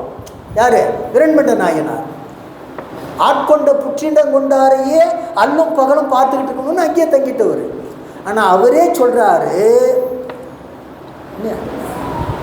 சுந்தரன் மதிக்காமல் போனாங்கிறதுக்காக சுந்தரனை தள்ளி வச்சுட்டேன்னாரு. சைவத்திலேருந்து யாரை தள்ளிட்டார்? சுந்தரனை தள்ளிட்டார், ஒதுக்கி வச்சுட்டார். எதுலேருந்து ஒதுக்கி வச்சுட்ட? என்னவோ இவர் தான் சைவத்துக்கு பெரிய தலைவர் போல ஒதுக்கி வச்சுட்டு இருந்தார். ஆனால் அவ்வளோ உரிமை இருந்தது அவருக்கு. ஒதுக்கி வச்சுட்டேன்னு சொன்னோன்னு பக்கத்தில் இருக்கிறவர் சொல்கிறாரு, அப்படியெல்லாம் சாதாரணமாக சொல்லிட முடியாது, இவனை நாம் தோழமை கொண்டனும், இவனை நாம் தோழமை கொண்டனும், நம்மை இவன் தோழமை கொண்டன்னு சொல்லல. சிவபெருமான் சொல்றாரு, சுந்தரன் என்னை தோழனா ஏத்துக்கிட்டான்னு சொல்லல. என்ன சொல்றாரு? சுந்தரனை நாம் தோழனாக நாம் ஏற்றுக்கொண்டோன்னு சொல்றாரு. யாரு? எல்லாரும் கேட்கும்படியாக வானொலியாக சொல்றார். பெருமான் சொல்றார், இடி முழக்கம் போல சொல்லுகிறார். அப்போ சுந்தரனை தோழமை கொண்டனம் என்று சொல்லுகின்ற அந்த நிலையை சொல்லி, அப்படியெல்லாம் சாதாரணமாக ஒதுக்கி வச்சிடாத, அந்த சிவபெருமானுடைய தோழன் சொல்லி அவரே சொல்லியிருக்கிறாருன்னு. அப்படியா? அப்போ அவனையும் ஒதுக்கி வச்சிடறான். யாரு? அடியாரை மதிக்காத இந்த சுந்தரனை நண்பனாக வச்சிருக்கிறான்னு சொன்னால் அவனையும் தள்ளி ஒளி. அப்போ சிவபெருமானைக்கு எதுலேருந்து தள்ளிட்ட? சைவத்திலேருந்து ஒதுக்கிட்டார். யார்? விரண்மண்ட நாயனார். அப்போ எவ்வளோ உரைப்பு பாருங்க. அந்த உரைப்பு இருக்கணும். அதனால தான் இதெல்லாம் நடக்குது தெரியாமலே போயிட்டுருக்கிறான். யார்? சுந்தரன். அவனுக்கு ஒரு வகையில் விரண்மண்ட நாயனார் சுந்தரனை புரிந்து கொள்ளலை. ஏன்னா பெரிய புராணம் அதுதான் பேசுது.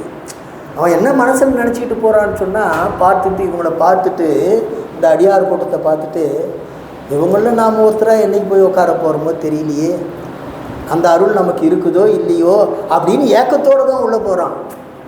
விரண்மண்ட நாயனார் என்ன நினச்சிட்டாருன்னா, பார்த்தும் என்ன ஒன்று திரும்பி பார்க்குறான், ஒரு கும்பிடு போட்டுக்கலாம் இல்லையா, அதை கூட செய்யாது போயிட்டு இருக்கிறானே அப்படின்னு அவருக்கு வருத்தம். இல்லை, ரெண்டு பேருடைய உள்ளத்தில் இது இருக்குது. உடனே உள்ளே போன உடனே சொல்கிறான், காலை எடுத்து உள்ளே வைக்க போகிறான், சுந்தரான்னு இல்லைட்டான். யார்? பெருமான். ஏன்னா உன்னால் எண்ணெயை ஒதுக்கி வச்சுட்டுக்கிறாங்கப்பா, உன்னால் எண்ணெயை ஒதுக்கி வச்சுட்டுருக்குறாங்க, அதனால் நீ அங்கே போய் சமாதானம் பேசிட்டு வாண்டான். அப்போ தான் அடி எடுத்து கொடுக்குறார். தில்லை வாழ் அந்தனர் அடியார்க்கும் அடியேற்று. அப்போ சைவத்துக்கு எவ்வளவு உரிமை இருக்கிறது என்பதை, சைவம் எவ்வளவு பரந்துபட்ட சமயம் என்பதையும், அந்த சைவத்தை பின்பற்றக்கூடிய சைவனுக்கு எவ்வளவு உரிமை இருக்கிறது என்பதையும் இந்த நிகழ்ச்சி நமக்கு உணர்த்துகிறது. இதெல்லாம் உணர்ந்த பிறகும் கூட நாம் என்ன பண்ணக்கூடாதுன்னு சொன்னால், வேறொரு கோயிலுக்கு போகக்கூடாது. திரும்ப திரும்ப நான் தான் சொல்கிறேன், சிவபெருமானை தவிர, சிவாலயத்தை தவிர வேற எங்கேயும் போகக்கூடாது.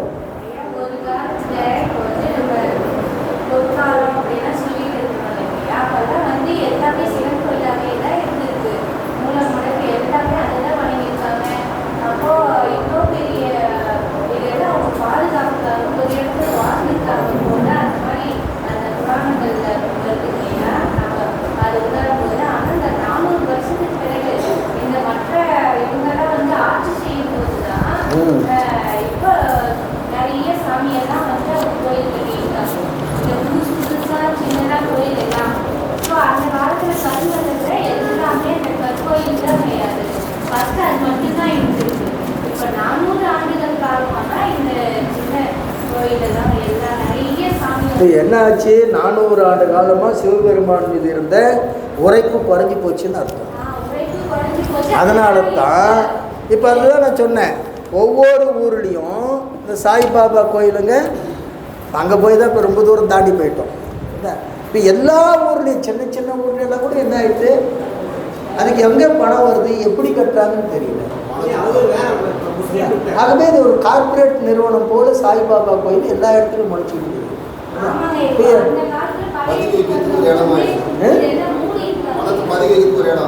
இன்னொரு பெரிய வேடிக்கை என்ன தெரியுமா? அது இன்னொரு பெரிய வேடிக்கை என்னன்னு சொன்னா, அவருடைய கொள்கை என்னங்கிறதெல்லாம் புரிந்து கொள்ளாம அங்கே சாம்பிள் கொடுக்குறாருன்னா இங்கேயும் சாம்பிள் அடிச்சுக்கிறாங்க. அங்கே அடுப்பெரியுதுன்னா இங்கேயும் ஒரு சிம்னி போட்டு அதில் இருந்து இது அதுதான் காப்பி அடிச்சாங்க காப்பின்றாங்க. அது முஸ்லீமாக இருக்கட்டும் இந்துவாக இருக்கட்டும் நமக்கு அதெல்லாம் பிரச்சனை இல்லை. நான் என்ன கேட்குறேன்னா, இங்கே தமிழகத்தில் வாழ்ந்து காட்டாத அருளாளர்களுடைய வாழ்க்கையா அவருடைய வாழ்க்கை, அவங்களுடைய வாழ்க்கை. இப்போ இப்போ சாய்பாபா சமாதியிலேருந்து எழுந்து வர்றாருன்னு சொல்கிறாங்க. அப்படின்னா என்ன அர்த்தம்? திருவடிக்கு போகலைன்னு அர்த்தம். திருவடிக்கு போகலைன்னு அர்த்தம். திருவடிக்கு போயிருந்தா எப்படி எழுந்து வர முடியும்? வர முடியாது. ஒரு காணொலியாகவே ஒரு 2 வருஷத்துக்கு முன்னாடி போட்டு காட்டினாங்க. அந்த இதில் அப்படியே ஒரு உருவம் எழுந்துக்கிற மாதிரி. அப்படின்னா என்ன அர்த்தம்? அது திருவடிக்கு போகலை. நல்ல அன்பர் தான், நான் இல்லைன்னு சொல்லலை, அதுல எல்லாம் மாற்று கருத்துக்கு இல்லை.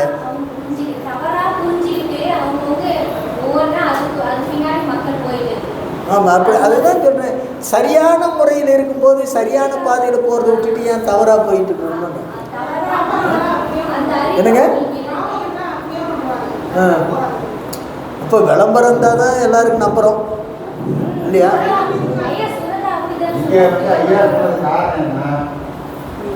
இதெல்லாம் சொல்லிட்டாரு, இதெல்லாம் போகாதீங்க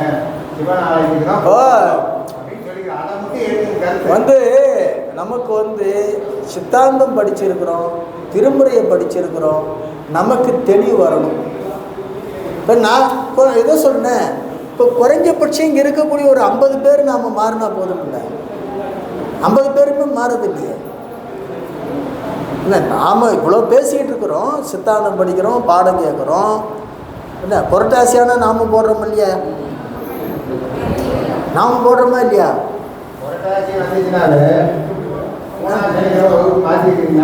கேட்குறோம். குலதெய்வம் கும்பிடலாம். நான் குலதெய்வத்தை பற்றி நான் பேசலை. புரியுதா? அதனால் நீங்கள் போட்டுனா பரவாயில்ல, அடுத்தவங்களுக்கு போடாமல்.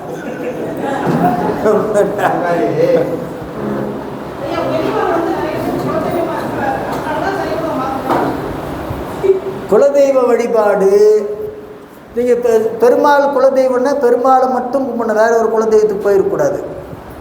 எனக்கு முனீஸ்வரம் கிட்ட போவேன், அப்புறம் காட்டேரி கிட்ட போவேன், இருசி கிட்ட போவேன், அப்படியெல்லாம் சொல்லக்கூடாது. புரியுதுங்களா? இப்போ ஒரே குலதெய்வ வழிபாடு எல்லாருக்கும் செய்யணும், அது நம்ம சாத்திரமே பேசுது. குலதெய்வம் வழிபாடு பண்ணணும், ஆண்டுக்கு ஒரு முறை குலதெய்வ வழிபாடு கண்டிப்பாக பண்ணணும். அந்த வழிபாடு கூட எல்லாரும் 95 விழுக்காடு எல்லாருக்கும் குலதெய்வம் எதுன்னு சொன்னால் பேய் தெய்வமாக தான் இருக்கும் இல்லையா? கல், சாராயம், சுருட்டு இதெல்லாம் வச்சு படைக்கிற தெய்வமாக தான் இருக்கும் பெரும்பாலும். அது எப்படி வந்ததுன்னே தெரியல, அது ஒரு ஆராய்ச்சியே பண்ணலாம் போல தோணுது. அந்த மாதிரி தான் இருக்கும். ஒரு 5 விழுக்காடு தான் பெருந்தெய்வத்தை குலதெய்வமாக வச்சுருப்பாங்க. இந்த 95 விழுக்காடு கூட நாம் என்ன செய்ய